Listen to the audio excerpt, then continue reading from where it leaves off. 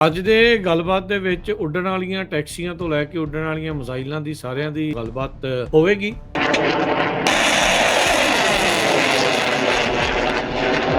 ਜਿਹੜਾ S-400 ਆ ਇਹ ਵੀ ਇੱਕ ਰੋਡ ਮੋਬਾਈਲ ਬੇਸਡ ਆ ਹੈ ਨਾ ਵੀ ਜਿੱਦਾਂ ਇੱਕ ਮੋਟੇ ਤੌਰ ਦੇ ਉੱਤੇ ਕਹਿ ਲਓ ਕਿ ਗੱਡੀਆਂ ਉੱਤੇ ਬਿਲਡ ਸਿਸਟਮ ਹੈ। ਇੱਕ ਵਾਰੀ ਤੁਸੀਂ ਮਿਸਾਈਲ ਛੱਡ ਕੇ ਇਹਨੂੰ ਕਿਤੇ ਦੂਸਰੀ ਜਗ੍ਹਾ ਤੇ ਮਿੰਟਾਂ ਦੇ ਵਿੱਚ ਲੈ ਜਾਂਦੇ ਹੋ ਹਨਾ। ਇਹ ਲੌਂਗ ਰੇਂਜ ਸਰਫੇਸ ਟੂ 에ਅਰ ਜਿਹੜਾ ਇਹ ਮਿਸਾਈਲ ਸਿਸਟਮ ਆ ਇਹਦੇ ਨਾਲ ਤੁਸੀਂ ਜਿਹੜੀ ਨਾ ਕਿ ਮਿਸਾਈਲ ਜਿਹੜੀਆਂ ਇਕੱਲੀਆਂ ਲਾਂਚ ਕਰ ਸਕਦੇ ਹੋ। ਐਂਟੀ ਮਿਸਾਈਲ ਜਿਹੜਾ ਸਿਸਟਮ ਆ ਉਹ ਐਗਜ਼ਿਸਟ ਕਰਦਾ ਕਿ ਜਿਹੜੀ ਆਉਣ ਵਾਲੀਆਂ ਮਿਸਾਈਲ ਆ ਦੂਸਰੇ ਪਾਸੇ ਨੂੰ ਤੁਸੀਂ ਇੰਟਰਸੈਪਟ ਕਰਕੇ ਡਿਸਟਰੋਏ ਕਰ ਦਿੰਦੇ ਹੋ। ਉਹ ਜੇ ਦੇਖਿਆ ਜਾਵੇ ਜਾਣਨ ਨੂੰ ਇਹ ਨਵਾਂ ਆ ਪਰ ਫਿਰ ਵੀ 80-90 ਦਸ਼ਕ ਦਾ ਹੈ। ਹਾਂਜੀ ਇਹ ਨਾ ਕਾਫੀ ਐਕਚੁਅਲੀ ਜੇ ਤੁਸੀਂ ਇਹਦੀ ਜਾਣਕਾਰੀ ਲੱਭਣੀ ਹੋਏ ਦੀ ਡਿਵੈਲਪਮੈਂਟ ਦੇ ਪਰਸਪੈਕਟਿਵ ਤੋਂ ਤੇ ਕਾਫੀ ਪੁਰਾਣਾ 1980 ਦੇ ਵਿੱਚ S-300 ਤੋਂ ਵੀ ਪਹਿਲਾਂ S-200 ਹੁੰਦਾ ਸੀ। ਇਹਦੀ ਜਿਹੜੀ ਕੈਪੇਬਿਲਿਟੀ ਆ 400 ਦਾ ਮਤਲਬ ਇਹ ਆ ਵੀ 400 ਕਿਲੋਮੀਟਰ ਤੱਕ ਦੀ ਰੇਂਜ ਜਿਹੜੀ ਇਸ ਦੀ ਹੈਗੀ ਆ। ਸੋ 400 ਕਿਲੋਮੀਟਰ ਤੱਕ ਦੇ ਜਿਹੜੇ ਟਾਰਗੇਟਸ ਉਧਰੋਂ ਦੀ ਆ ਰਹੇ ਆ ਉਹਦੇ ਵਿੱਚ ਇਹ ਸਰਵੇਲੈਂਸ ਕਰਕੇ ਉਸ ਤੋਂ ਪਹਿਲਾਂ ਉਹਨਾਂ ਨੂੰ ਪਤਾ ਲੱਗ ਜਾਊਗਾ। 400 ਕਿਲੋਮੀਟਰ ਦੀ ਰੇਂਜ ਤੇ 30 ਕਿਲੋਮੀਟਰ ਦੀ ਉਚਾਈ ਹਰਵਿੰਦਰ ਕਾਫੀ ਵੱਡਾ ਜਿਹੜਾ ਇਹ ਸਿਸਟਮ ਹੈਗਾ ਕਿਉਂਕਿ ਇਹ ਬਲਾਸਟਿਕ ਮਿਜ਼ਾਈਲਸ ਨੂੰ ਵੀ ਹਵਾ ਦੇ ਵਿੱਚ ਨਸ਼ਟ ਕਰਨ ਦੀ ਸ਼ਮਤਾ ਜਿਹੜੀ ਆ ਉਹ ਰੱਖਦਾ ਹੈ। ਇੱਕ ਚੀਜ਼ ਦੱਸਿਓ ਵੀ S-400 ਸਿਰਫ ਤੇ ਸਿਰਫ ਥ੍ਰੈਟ ਨੂੰ ਨਿਊਟਰਲਾਈਜ਼ ਕਰਨ ਲਈ ਆ ਜਾਂ ਇਹ ਅਟੈਕ ਦੇ ਲਈ ਵੀ ਵਰਤਿਆ ਜਾਂਦਾ?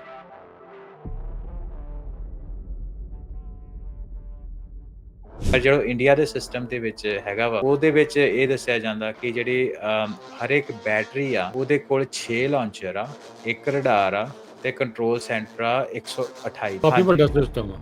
ਹਾਂਜੀ ਤਾਂ ਜਿਹੜਾ ਇੱਕ ਸਕੁਆਡਰਨ ਦੇ ਵਿੱਚ 2 ਬੈਟਰੀਜ਼ ਆ। 2 ਬੈਟਰੀਜ਼ ਦੇ ਜਿਹੜੇ ਇੱਕ ਸਕੁਆਡਰਨ ਆ ਜੋ ਆਰਕੀਟੈਕਚਰ ਇੰਡੀਆ ਕੋਲ ਹੈਗਾ ਉਹਦੇ ਕੋਲ 16 ਦੇ ਕਰੀਬ ਵਹੀਕਲ ਹੈਗੇ ਆ ਵੱਖ-ਵੱਖ ਹੈ ਨਾ ਇੱਕ ਸਕੁਆਡਰਨ ਦੇ ਥੱਲੇ। ਜਿਹੜੇ ਇੰਡੀਆ ਵਾ ਉਹਨੇ ਟੋਟਲ 60 ਲਾਂਚਰ ਤੇ 6000 ਮਿਸਾਈਲ ਜਿਹੜੀਆਂ ਉਹ ਬਾਈ ਕੀਤੀਆਂ ਯਾਨੀ ਕਿ 120 ਕਿਲੋਮੀਟਰ ਵਾਲੀਆਂ ਵੀ ਹੈਗੀਆਂ, 200 ਵਾਲੀਆਂ ਵੀ ਹੈਗੀਆਂ, 240 ਤੇ 380 ਕਿਲੋਮੀਟਰ ਵਾਲੀਆਂ 6000 ਦੇ ਕਰੀਬ ਜਿਹੜੀਆਂ ਨੇ। ਟੈਕਸਸ ਦੇ ਵਿੱਚ ਰੋਬੋ ਟੈਕਸੀ ਸ਼ੁਰੂ ਹੋ ਗਈ ਆ। ਮਸਕ ਹੁਣਾਂ ਦਾ ਵੀ ਇਹਦੇ ਵਿੱਚ ਯੋਗਦਾਨ ਆ। ਕਿੱਦਾਂ ਆ ਉਹਨਾਂ ਦੀ ਜਿਹੜੀ ਕੰਪਨੀ ਵੱਲੋਂ ਆ ਕੀ ਸਿਚੁਏਸ਼ਨ ਬਣ ਰਹੀ ਹੈ ਜੀ ਉੱਥੇ ਇਸ ਟਾਈਮ ਰੋਬੋ ਟੈਕਸੀ ਨੂੰ? ਹਾਂਜੀ ਲਾਂਚ ਹੋਈ ਨਹੀਂ ਪਰ ਲਾਂਚ ਹੋ ਰਹੀ ਹੈ ਅਗਲੇ ਮਹੀਨੇ। ਗੂਗਲ ਦੇ ਬੇਸ ਵੇਮੋ ਕਰਕੇ ਕੰਪਨੀਆਂ ਉਹਦੀਆਂ ਜਿਹੜੀਆਂ ਰੋਬੋ ਟੈਕਸੀਸ ਆ ਉਹ ਕਾਫੀ ਸਮੇਂ ਤੋਂ ਚੱਲ ਰਹੀਆਂ। ਮੈਂ ਵੀ ਉਹਦੇ ਵਿੱਚ ਲੈ ਕੇ ਦੇਖਿਆ, ਰਾਈਡ ਲੈ ਕੇ ਦੇਖਿਆ, ਕਾਫੀ ਵਧੀਆ ਹੈ ਨਾ। ਸਤਿ ਸ੍ਰੀ ਅਕਾਲ। Punjabi radio USA, Punjabi TV USA ਦੇ ਉੱਤੇ ਆਪ ਸਭ ਦਾ ਸਵਾਗਤ ਹੈ। ਮੈਂ ਰਾਜਕਨਵੀਰ ਸਿੰਘ ਪੰਜਾਬੀ ਟੈਕ ਟਾਕ ਲੈ ਕੇ ਹਾਜ਼ਰ ਹਾਂ। ਜੁੜ ਚੁੱਕੇ ਨੇ ਮੇਰੇ ਨਾਲ ਹਰਵਿੰਦਰ ਸਿੰਘ ਕੰਗ। ਸਵਾਗਤ ਹੈ ਹਰਵਿੰਦਰ ਜੀ, ਜੀ ਆਇਆਂ ਨੂੰ। ਸਤਿ ਸ੍ਰੀ ਅਕਾਲ ਜੀ। ਸਤਿ ਸ੍ਰੀ ਅਕਾਲ ਰਾਜਕਨਵੀਰ ਸਿੰਘ ਤੇ ਪੰਜਾਬੀ ਰੇਡੀਓ USA ਸੁਣਨ ਵਾਲੇ ਪੰਜਾਬੀ ਟੀਵੀ ਵੇਖ ਰਹੇ ਸਾਡੇ ਸਾਰੇ ਮਾਣਯੋਗ ਵਿਊਅਰਸ ਤੇ ਸਰੋਤਿਆਂ ਦਾ ਨਿੱਘਾ ਜੀ ਆਇਆਂ ਕਹਿੰਦੇ ਆ ਪ੍ਰੋਗਰਾਮ ਪੰਜਾਬੀ ਟੈਕ ਟਾਕ ਦੇ ਵਿੱਚ, ਜਿਹਦੇ ਵਿੱਚ ਅਸੀਂ ਟੈਕਨੋਲੋਜੀ ਬਾਬਤ ਗੱਲਾਂ ਬਾਤਾਂ ਕਰਦੇ ਹਾਂ। ਟੈਕਨੋਲੋਜੀ ਸਾਡੀ ਜ਼ਿੰਦਗੀ ਨੂੰ ਕਿੱਦਾਂ ਇੰਪੈਕਟ ਕਰ ਰਹੀ ਆ, ਸਾਡੇ ਬਿਜ਼ਨੈਸਿਸ ਨੂੰ ਕਿੱਦਾਂ ਇੰਪੈਕਟ ਕਰੇਗੀ, ਕਿੱਦਾਂ ਆਪਾਂ ਟੈਕਨੋਲੋਜੀ ਦਾ ਲਾਹਾ ਲੈ ਸਕਦੇ ਹਾਂ ਤੇ ਅਸੀਂ ਕਿੱਦਾਂ ਟੈਕਨੋਲੋਜੀ ਦੇ ਪ੍ਰਤੀ ਇਨਫੋਰਮਡ ਰਹਿਣਾ ਵਾ। ਇਹ ਸਾਰੀਆਂ ਗੱਲਾਂ ਬਾਤਾਂ ਪੰਜਾਬੀ ਟੈਕ ਟਾਕ ਦੇ ਵਿੱਚ ਕਰਦੇ ਹਾਂ। ਹਰ ਹਫਤੇ ਸੋਮਵਾਰ ਅਸੀਂ ਤੁਹਾਡੀ ਸ਼ੋਅ ਲੈ ਕੇ ਆਉਂਦੇ ਹਾਂ ਜੀ। ਅੱਜ ਦੇ ਗੱਲਬਾਤ ਦੇ ਵਿੱਚ ਉੱਡਣ ਵਾਲੀਆਂ ਟੈਕਸੀਆਂ ਤੋਂ ਲੈ ਕੇ ਉੱਡਣ ਵਾਲੀਆਂ ਮਿਜ਼ਾਈਲਾਂ ਦੀ ਸਾਰਿਆਂ ਦੀ ਜਿਹੜੀ ਉਹ ਗੱਲਬਾਤ ਹੋਵੇਗੀ। ਰੀਸੈਂਟਲੀ ਇੰਡੀਆ ਪਾਕਿਸਤਾਨ ਦਾ ਕੌਨਫਲਿਕਟ ਵਧਿਆ ਸੀ। ਰਫੇਲ ਡਿੱਗ ਗਏ, S-400 ਸਿਸਟਮ ਕਹਿੰਦੇ ਤਬਾਹ ਕਰਤਾ।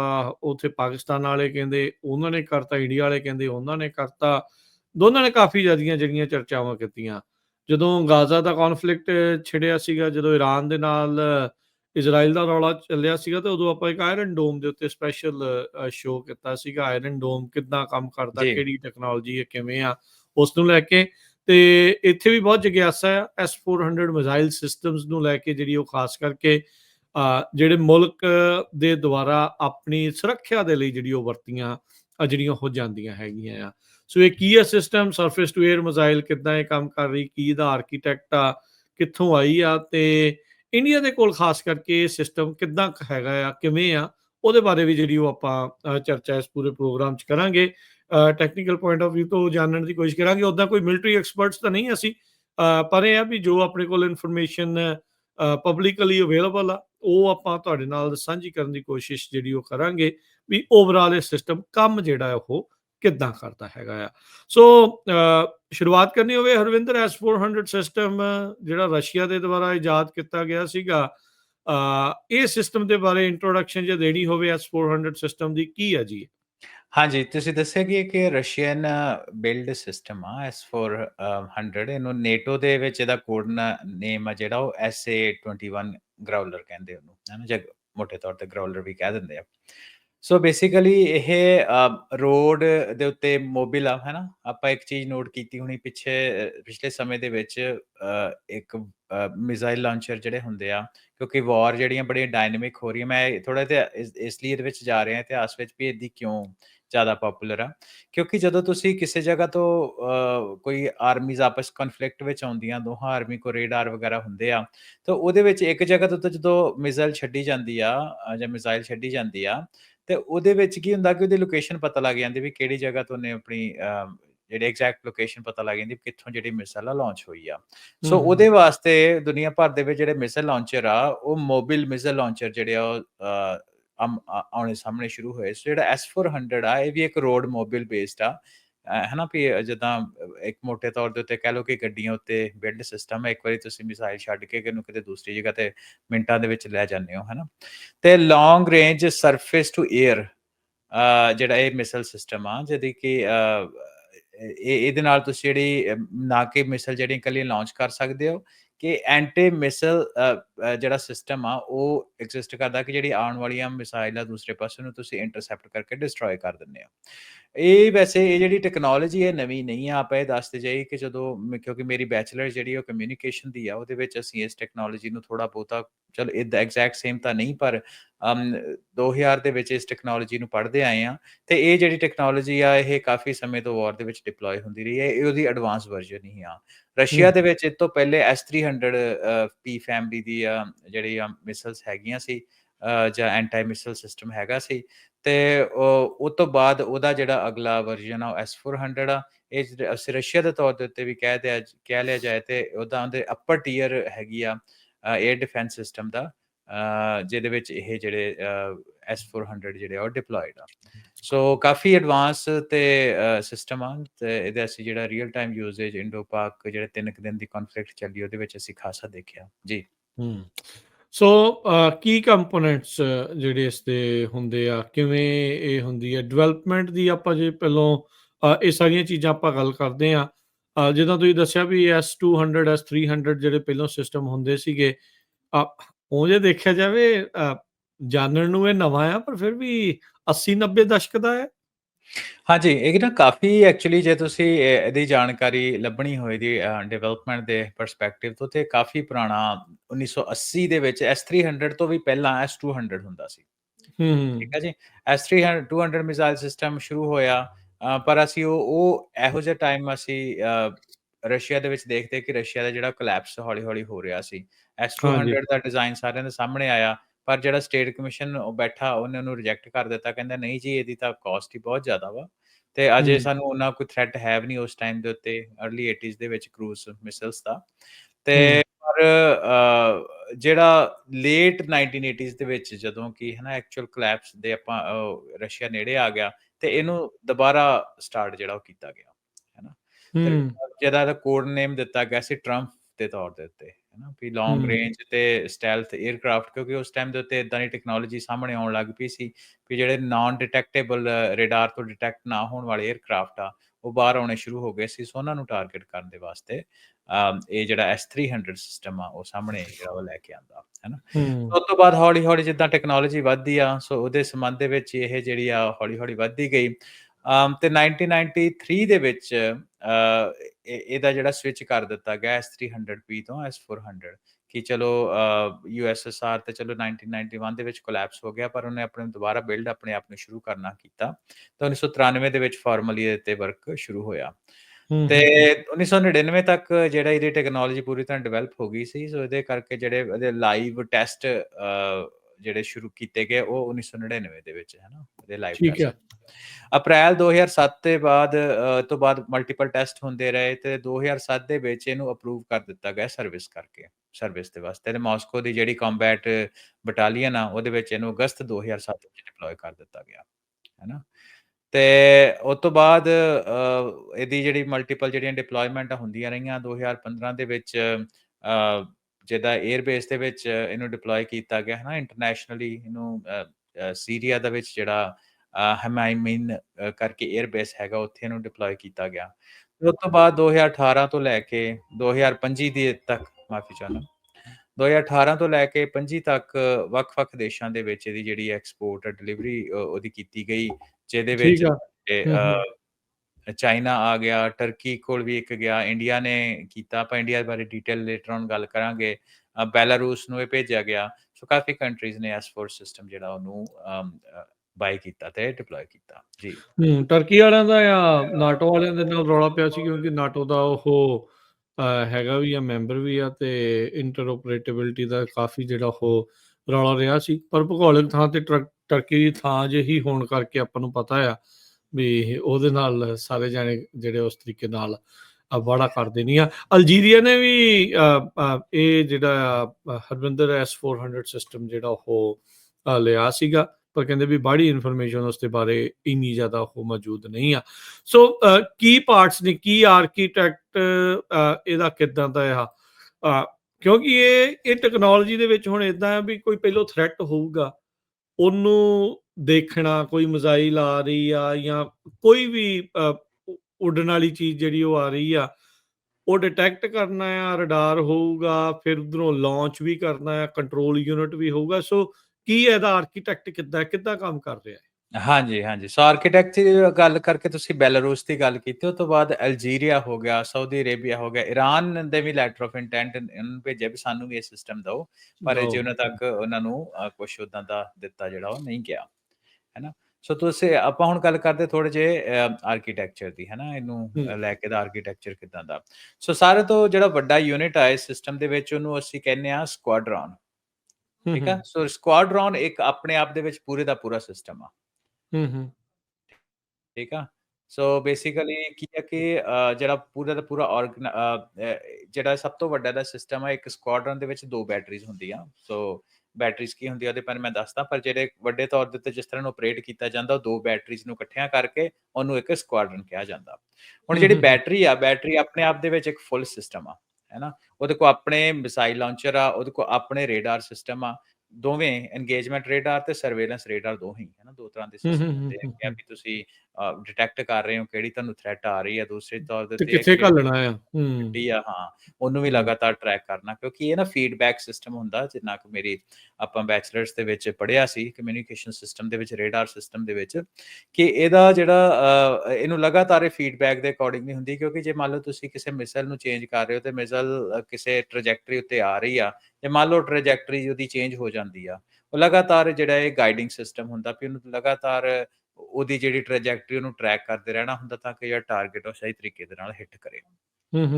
ਸੋ ਉਸ ਤੋਂ ਬਾਅਦ ਜਿਹੜੇ ਬੈਟਰੀ ਆ ਇਹਦੇ ਬਾਰੇ ਗੱਲ ਕੀਤੀ ਕਿ ਮਿਜ਼ਾਈਲ ਲਾਂਚਰ ਹੁੰਦਾ, ਰੇਡਾਰ ਸਿਸਟਮ ਹੁੰਦੇ ਆ, ਤੇ ਕਮਾਂਡ ਤੇ ਕੰਟਰੋਲ ਸਿਸਟਮ ਵੀ ਉਹਦੇ ਵਿੱਚ ਹੀ ਪੂਰਾ ਹੁੰਦਾ। ਸੋ ਪੂਰੇ ਦਾ ਪੂਰਾ ਇੱਕ ਜਿਹੜਾ ਸਿਸਟਮ ਆ ਉਹਨੂੰ ਅਸੀਂ ਬੈਟਰੀ ਕਹਿੰਦੇ ਆ। ਅਗਲਾ ਜਿਹੜਾ ਹਿੱਸਾ ਉਹਦੀ ਗੱਲ ਕਰਦੇ ਆ ਉਹ ਹੈਗੇ ਆ ਮਿਸਾਈਲ ਲਾਂਚਰ। ਤੇ ਇੱਕ ਜਿਹੜੀ ਬੈਟਰੀ ਆ ਉਹਦੇ ਕੋਲ ਆਮ ਤੌਰ ਦੇ ਉੱਤੇ 6 ਦੇ ਕਰੀਬ ਮਿਸਾਈਲ ਲਾਂਚਰ ਹੁੰਦੇ ਆ, ਜਿਹੜੇ ਕਿ ਸਪੋਰਟ ਕਰਦੇ ਆ ਵੱਖ-ਵੱਖ ਤਰ੍ਹਾਂ ਦੀ ਜਿਹੜੀਆਂ ਥ੍ਰੈਟਸ ਆ, ਹੈ ਨਾ। ਉਸ ਤੋਂ ਬਾਅਦ ਅਸੀਂ ਰੇਡਾਰ ਸਿਸਟਮ ਦੀ ਗੱਲ ਕਰਦੇ ਆ। ਰੇਡਾਰ ਦੇ ਵਿੱਚ ਐਂਗੇਜਮੈਂਟ ਰੇਡਾਰ ਹੁੰਦੇ, ਜਿਹਦੇ ਬਾਰੇ ਆਪਾਂ ਪਹਿਲਾਂ ਗੱਲ ਕੀਤੀ ਕਿ ਟਰੈਕਿੰਗ ਤੇ ਗਾਈਡ ਕਰਦੇ ਦੋਹੇ ਮਿਸਾਈਲ ਨੂੰ, ਕਿ ਕਿਹੜੀ ਆ ਰਹੀ ਆ, ਤੇ ਜਿਹੜੀ ਲਗਾਤਾਰ ਜਿਹੜੀ ਤੁਸੀਂ ਮਿਸਾਈਲ ਛੱਡੀ ਉਹਨੂੰ ਵੀ ਲਗਾਤਾਰ ਟਰੈਕ ਕਰਨਾ, ਵੀ ਉਹਨੂੰ ਲਗਾਤਾਰ ਜਿਹੜੀ ਰੀਅਲ ਟਾਈਮ ਇਨਫੋਰਮੇਸ਼ਨ ਦੇਣੀ, ਵੀ ਉਹਦੀ ਡਾਇਰੈਕਸ਼ਨ ਚੇਂਜ ਕਰ, ਸਪੀਡ ਵਧਾ ਘਟਾ, ਜੋ ਵੀ ਆ, ਹੈ ਨਾ, ਆਟੋਮੇਟਡ ਹੁੰਦਾ ਹੈ। ਤੇ ਉਸ ਤੋਂ ਬਾਅਦ ਸਰਵੇਲੈਂਸ ਰੇਡਾਰ ਤੇ ਹੈਗੇ ਆ ਕਿ ਜਿਹਦੇ ਵਿੱਚ ਡਿਟੈਕਸ਼ਨ ਅਸੀਂ ਕਰਨੀ, ਹੈ ਨਾ। ਜਿੱਦਾਂ ਕਾਫੀ ਜ਼ਿਆਦਾ ਅਸੀਂ ਇੰਡੀਆ ਪਾਕਿਸਤਾਨ ਵਾਰ ਦੇ ਵਿੱਚ ਵੇਖਿਆ ਕਿ ਡਰੋਨ ਬਹੁਤ ਜ਼ਿਆਦਾ ਦੋਨੋਂ ਪਾਸਿਓਂ ਯੂਜ਼ ਹੋਏ। ਸੋ ਉਹਨਾਂ ਨੂੰ ਵੀ ਲਗਾਤਾਰ ਡਿਟੈਕਟ ਕਰਨਾ ਤੇ ਡਿਸਟਰੋਏ ਕਰਨਾ, ਸਰਵੇਲੈਂਸ ਦੇ ਵਾਸਤੇ ਉਹ ਡੇਟਾ ਵੀ ਇਕੱਠਾ ਕਰਨਾ, ਹੈ ਨਾ। ਤੇ ਅਖੀਰਲਾ ਜਿਹੜਾ ਇਹਦਾ ਹਿੱਸਾ ਆਪਾਂ ਗੱਲ ਕਰਦੇ ਹਾਂ ਕੰਪੋਨੈਂਟ ਦੀ, ਮੋਟੇ ਤੌਰ ਦੇ ਉੱਤੇ ਉਹ ਹੈਗਾ ਕਮਾਂਡ ਤੇ ਕੰਟਰੋਲ।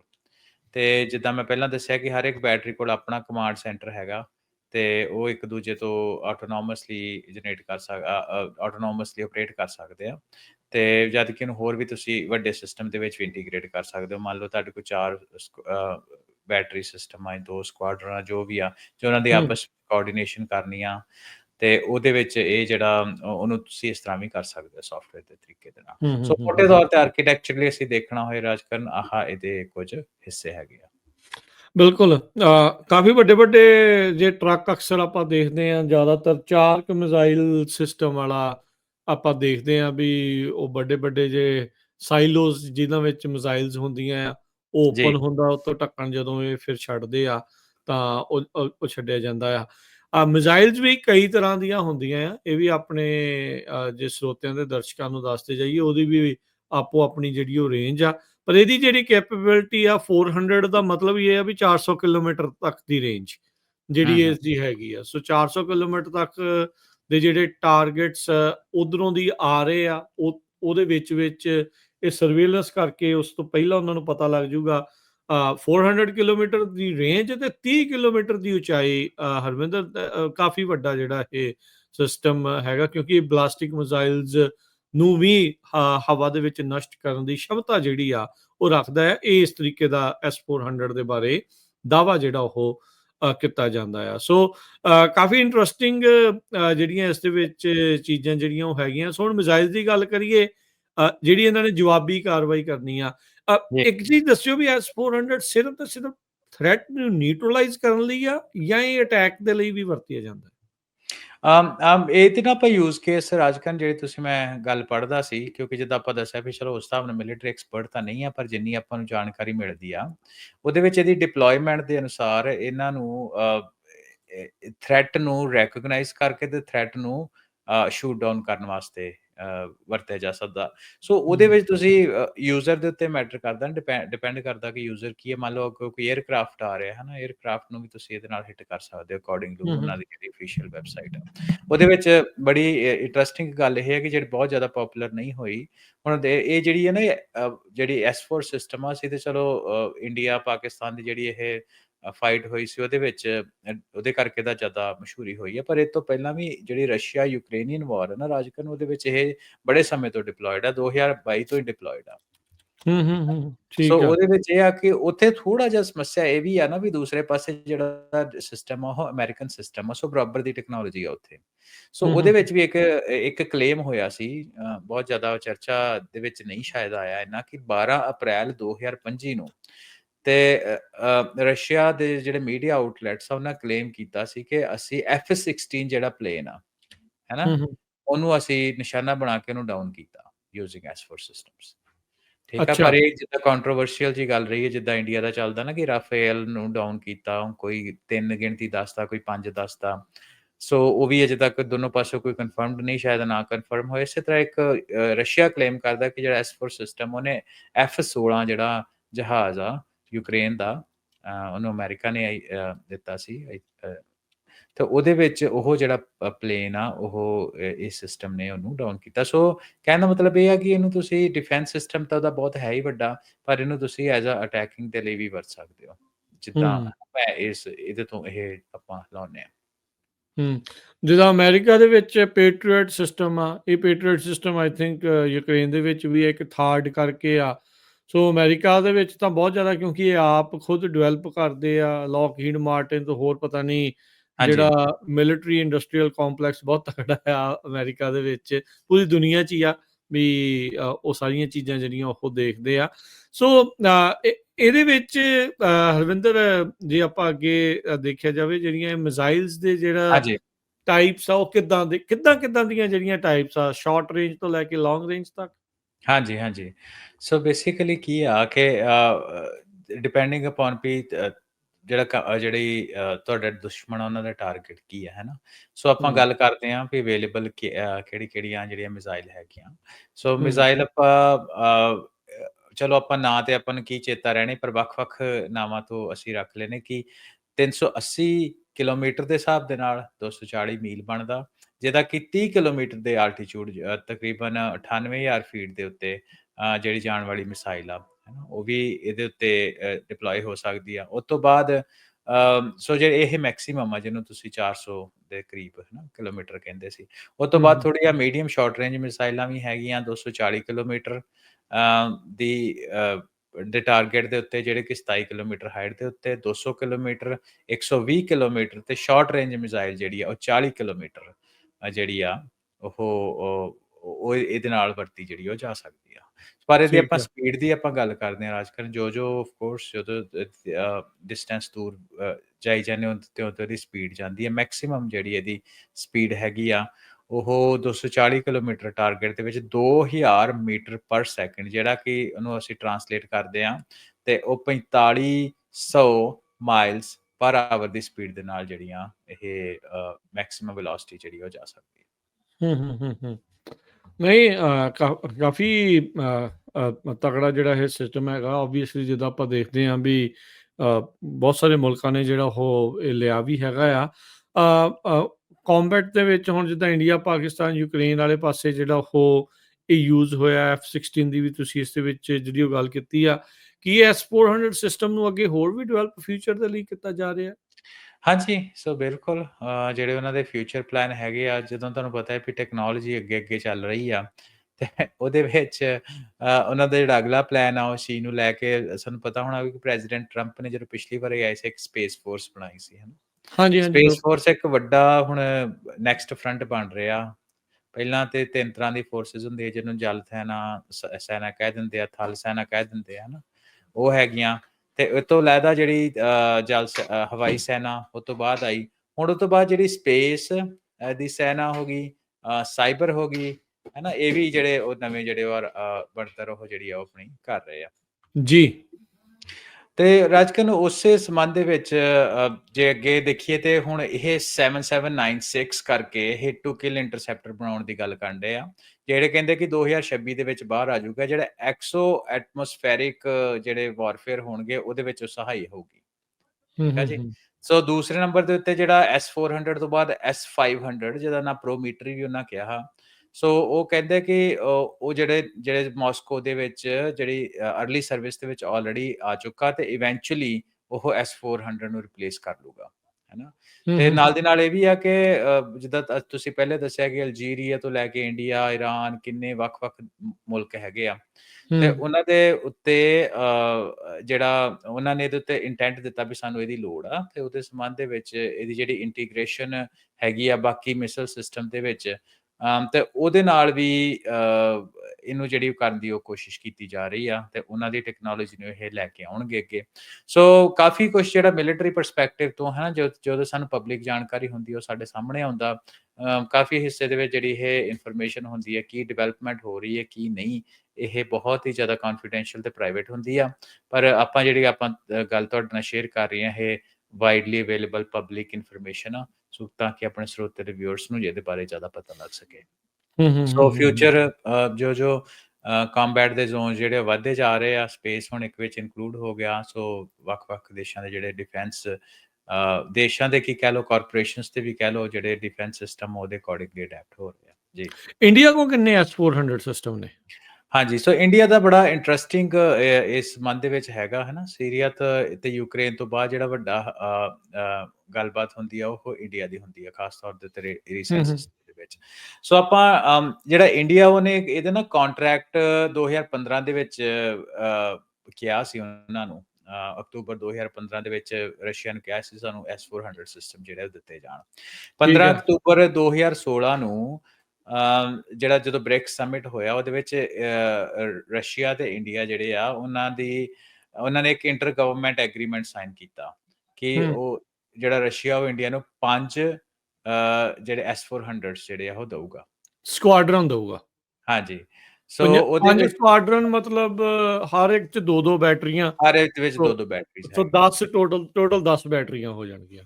ਹਾਂਜੀ, ਹਾਂਜੀ। ਸੋ ਜੁਲਾਈ 2018 ਦੇ ਵਿੱਚ ਜਿਹੜੀ ਡਿਫੈਂਸ ਐਕੁਜੀਸ਼ਨ ਕਾਉਂਸਲ ਆ, ਉਹਨੇ ਪ੍ਰੋਕਿਉਰਮੈਂਟ ਨੂੰ ਕਲੀਅਰ ਕਰ ਦਿੱਤਾ, ਹੈਨਾ। ਸੋ ਵਨ ਟਾਈਮਲਾਈਨ ਦੇ ਗੋ ਥਰੂ ਹੁੰਨੇ ਤਾਂ ਕਿ ਗੱਲ ਸਮਝ ਆ ਜਾਏ। ਸੋ ਉਹਦੇ ਵਿੱਚ ਇਹ ਆ ਕਿ ਜਿਹੜੇ 24 ਮਹੀਨਿਆਂ ਦੇ ਵਿੱਚ ਕੰਟਰੈਕਟ ਸਾਈਨ ਕਰਨ ਦੇ ਵਿੱਚ ਜਿਹੜੇ ਸਾਰੇ ਦੇ ਸਾਰੇ ਸਾਨੂੰ ਜਿਹੜੇ ਇੰਡੀਆ ਦੇ ਵਿੱਚ ਆ ਉਹ ਡਿਪਲੋਏ ਕਰ ਦਿੱਤੇ ਜਾਣਗੇ, ਹੈਨਾ। ਸੋ ਉਹਦੇ ਵਿੱਚ ਅਕਤੂਬਰ 2020 ਤੁਹਾਨੂੰ ਚੇਤਾ ਹੋਊਗਾ, ਅਕਤੂਬਰ 2020 ਜਿਹੜਾ ਵਾ ਉਹ ਕਿਸਾਨੀ ਮੋਰਚੇ ਤੋਂ ਇਮੀਡੀਏਟਲੀ ਪਹਿਲਾਂ, ਜਦੋਂ ਚਾਈਨਾ ਦਾ ਜਿਹੜਾ ਥ੍ਰੈਟ ਆ ਉਹ ਕਾਫੀ ਆਉਣਾ ਜ਼ਿਆਦਾ ਇੰਟੈਲੀਜੈਂਸ ਵਿੱਚ ਆਉਣਾ ਸ਼ੁਰੂ ਹੋ ਗਿਆ ਸੀ। ਸੋ ਉਹਦੇ ਵਿੱਚ ਇਹ ਜਿਹੜਾ ਕੰਟਰੈਕਟ ਆ ਸਾਈਨ ਕੀਤਾ ਗਿਆ ਸੀ, ਹੈਨਾ। ਤੇ ਕਿ ਉਸ ਟਾਈਮ ਦੇ ਉੱਤੇ ਕੰਟਰੈਕਟ ਦੇ ਵਿੱਚ ਕਿਹਾ ਸੀ ਕਿ ਅਪ੍ਰੈਲ 2023 ਤੱਕ ਸਾਨੂੰ ਉਹਨਾਂ ਨੂੰ ਇੰਡੀਆ ਨੂੰ ਸਾਰੇ ਦੇ ਸਾਰੇ ਮਿਲ ਜਾਣਗੇ, ਜਿਹੜੀ ਸਾਰਾ ਦਾ ਸਾਰਾ ਇਹਦਾ ਅਮਲਾ ਹੈਗਾ ਜੋ ਵੀ ਆ। ਜਿਹੜੇ ਤੇ ਉਹਦੇ ਵਿੱਚ ਸਕੁਆਡਰਨ ਆ ਜਾਣਗੇ। ਹਾਂਜੀ, ਹਾਂਜੀ। ਸੋ 26 ਸਤੰਬਰ 2018 ਦੇ ਵਿੱਚ cabinet committee of on security ਨੇ ਕਿਹਾ ਕਿ ਚਲੋ ਠੀਕ ਆ, ਸਾਨੂੰ ਇਹ ਬਿਲਕੁਲ ਕਲੈਰਿਟੀ ਹੈਗੀ, ਜੋ ਵੀ ਉਹਨਾਂ ਦੀ ਪ੍ਰੋਸੈਸ ਹੋਊਗੀ ਉਹਦੇ ਵਿੱਚ ਇਹ ਕਲੀਅਰ ਹੋ ਗਿਆ। ਸੋ ਖਾਸ ਤੌਰ ਦੇ ਉੱਤੇ ਇਹ ਗੱਲ ਇਸ ਲਈ ਵੀ ਜ਼ਰੂਰੀ ਆ ਕਿਉਂਕਿ ਜਿਹੜੀ ਕੈਬਨਿਟ ਕਮੇਟੀ ਆਫ ਸਿਕਿਉਰਿਟੀ ਹੁੰਦੀ ਆ, ਉਹ ਪੈਸੇ ਦੀ ਸੈਂਕਸ਼ਨ ਕਰਦੀ ਆ। ਤੇ ਇਹ ਜਿਹੜੀ ਪ੍ਰੋਕਿਉਰਮੈਂਟ ਆ, ਇਹ $5.43 ਬਿਲੀਅਨ ਦੇ ਵਿੱਚ ਜਿਹੜੀ ਇਹ ਡੀਲ ਹੋਈ ਆ। ਹੂੰ, ਹੂੰ, ਹੂੰ, ਠੀਕ ਆ। ਹੂੰ, ਹੂੰ। ਸੋ ਪਰ ਜਿੱਦਾਂ ਤੁਸੀਂ ਪਹਿਲਾਂ ਦੱਸਿਆ ਕਿ ਬਾਕੀ ਦੇਸ਼ਾਂ ਦੇ ਵਿੱਚ ਵੀ ਇਹਦਾ ਰੌਲਾ ਪਿਆ ਤੇ ਯੂਐਸ ਜਦੋਂ ਅਮਰੀਕਾ ਕੋਲੇ ਗੱਲ ਪਹੁੰਚੀ ਤੇ ਉਸ ਟਾਈਮ ਤੇ ਸੈਕਟਰੀ ਆਫ ਡਿਫੈਂਸ ਲਾਇਡ ਆਸਟਨ ਨੇ ਉਹਨਾਂ ਨੇ ਗੱਲਬਾਤ ਕੀਤੀ ਵੀ S-400 air missile system purchase ਕਰ ਰਿਹਾ ਤੇ ਇਹਦੇ ਨਾਲ ਜਿਹੜੀ ਕਾਸਟ ਆ ਸੈਂਕਸ਼ਨਸ ਜਿਹੜੀਆਂ ਅਮਰੀਕਾ ਦੀ ਸੈਂਕਸ਼ਨਸ ਕਹਿੰਦੇ ਆ ਉਹ ਟ੍ਰਿਗਰ ਹੋ ਜਾਣਗੀਆਂ। ਪਰ ਇੰਡੀਆ ਨੇ ਇਹਦੀ ਬਹੁਤੀ ਪਰਵਾਹ ਨਹੀਂ ਕੀਤੀ। ਹੂੰ, ਹੈਨਾ। ਹੂੰ, ਹੂੰ, ਹੂੰ, ਹੂੰ, ਹੂੰ। ਸੋ ਉਸ ਤੋਂ ਬਾਅਦ ਆਪਾਂ ਗੱਲ ਕਰਦੇ ਹਾਂ, ਤੁਸੀਂ ਕਿਹਾ ਵੀ ਕਿੰਨੀਆਂ ਹੈਗੀਆਂ ਤੇ ਆਪਾਂ ਕੋਲੇ ਇਨਫੋਰਮੇਸ਼ਨ ਹੈਗੀ ਆ ਵੀ ਕਿੰਨੀਆਂ ਇਸ ਟਾਈਮ ਹੈਗੀਆਂ ਤੇ ਕਿੱਥੇ ਹੈਗੀਆਂ, ਹੈਨਾ। ਠੀਕ ਹੈ। ਸੋ ਪਹਿਲੀ ਜਿਹੜੀ ਸਕੁਆਡਰਨ ਆ, ਉਹ ਹੂੰ, ਦਸੰਬਰ 2021 ਦੇ ਵਿੱਚ ਡਿਲੀਵਰ ਹੋਈ ਤੇ ਹੂੰ। ਉਹ ਪਠਾਨਕੋਟ ਦੇ ਵਿੱਚ ਲਾਈ ਗਈ। ਠੀਕ ਠੀਕ ਹੈ। ਆ। Long line of control in Pathankot region ਕਹਿੰਦੇ ਆ ਤੇ ਜਿਹੜਾ ਪੰਜਾਬ, ਜੰਮੂ ਕਸ਼ਮੀਰ ਸੈਕਟਰ ਉਹਦੇ ਏਰੀਏ ਦੇ ਵਿੱਚ, ਸੋ ਪਠਾਨਕੋਟ ਰੀਜਨ ਦੇ ਵਿੱਚ ਲਾਈ ਗਈ।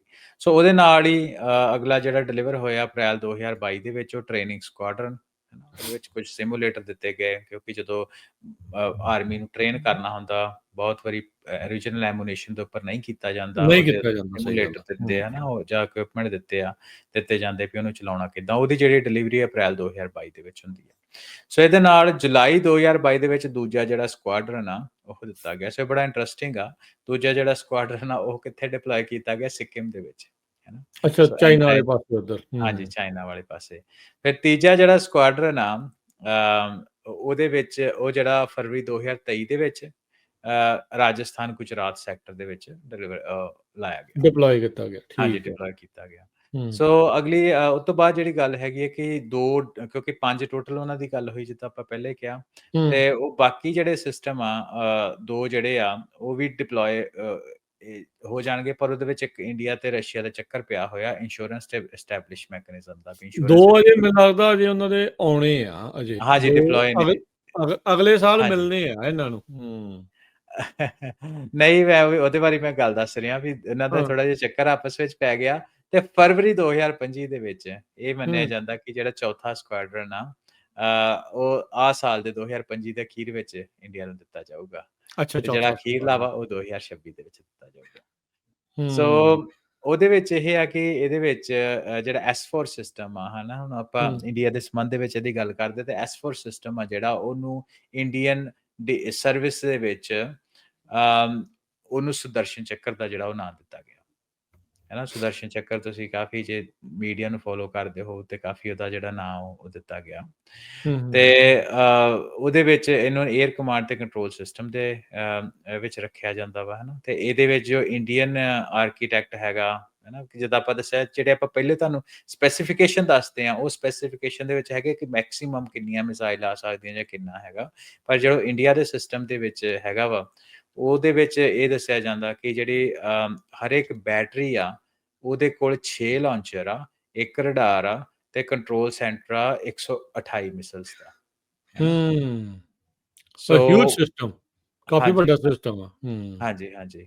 ਤਾਂ ਜਿਹੜਾ ਇੱਕ ਸਕੁਆਡਰਨ ਆ, ਸਕੁਆਡਰਨ ਦੇ ਵਿੱਚ 2 ਬੈਟਰੀਜ਼ ਆ ਤੇ 2 ਬੈਟਰੀਜ਼ ਦੇ ਜਿਹੜੇ ਇੱਕ ਸਕੁਆਡਰਨ ਆ ਜੋ ਆਰਕੀਟੈਕਚਰ ਇੰਡੀਆ ਕੋਲ ਹੈਗਾ, ਉਹਦੇ ਕੋਲ 16 ਦੇ ਕਰੀਬ ਵਹੀਕਲ ਹੈਗੇ ਆ ਵੱਖ-ਵੱਖ, ਹੈ ਨਾ, ਇੱਕ ਹੂੰ, ਹੂੰ, ਹੂੰ, ਸਕੁਆਡਰਨ ਦੇ ਥੱਲੇ।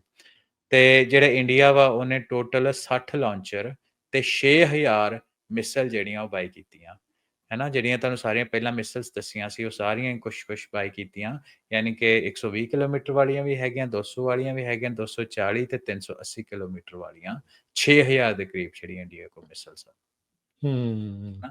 ਸੋ ਉਹਦੇ ਸੰਬੰਧ ਦੇ ਵਿੱਚ ਆਪਾਂ ਗੱਲ ਕਰਦੇ ਹਾਂ ਕਿ ਜਦੋਂ 2024 ਦੇ ਵਿੱਚ ਇਹਨਾਂ ਨੇ ਡੇਟਾ ਇਕੱਠਾ ਕੀਤਾ ਇੰਡੀਆ ਨੇ ਪਿਛਲੇ ਸਾਲ, ਤੇ ਉਹਦੇ ਵਿੱਚ ਇਹ ਮੰਨਿਆ ਜਾਂਦਾ ਕਿ S4 ਸਿਸਟਮ ਨੂੰ ਡਿਪਲੋਏ ਕੀਤਾ ਉਹਨੇ 80% ਦੇ ਕਰੀਬ ਜਿਹੜੇ ਅਗਰੈਸਿਵ 에ਅਰਕ੍ਰਾਫਟ ਆ, ਹਨਾ, ਸਿਮੂਲੇਸ਼ਨ ਦੇ ਬੇਸ ਦੇ ਉੱਤੇ, ਹੂੰ, ਤੇ ਉਹਨਾਂ ਨੂੰ ਉਹਨੇ ਸ਼ਾਟ ਡਾਊਨ ਕੀਤਾ।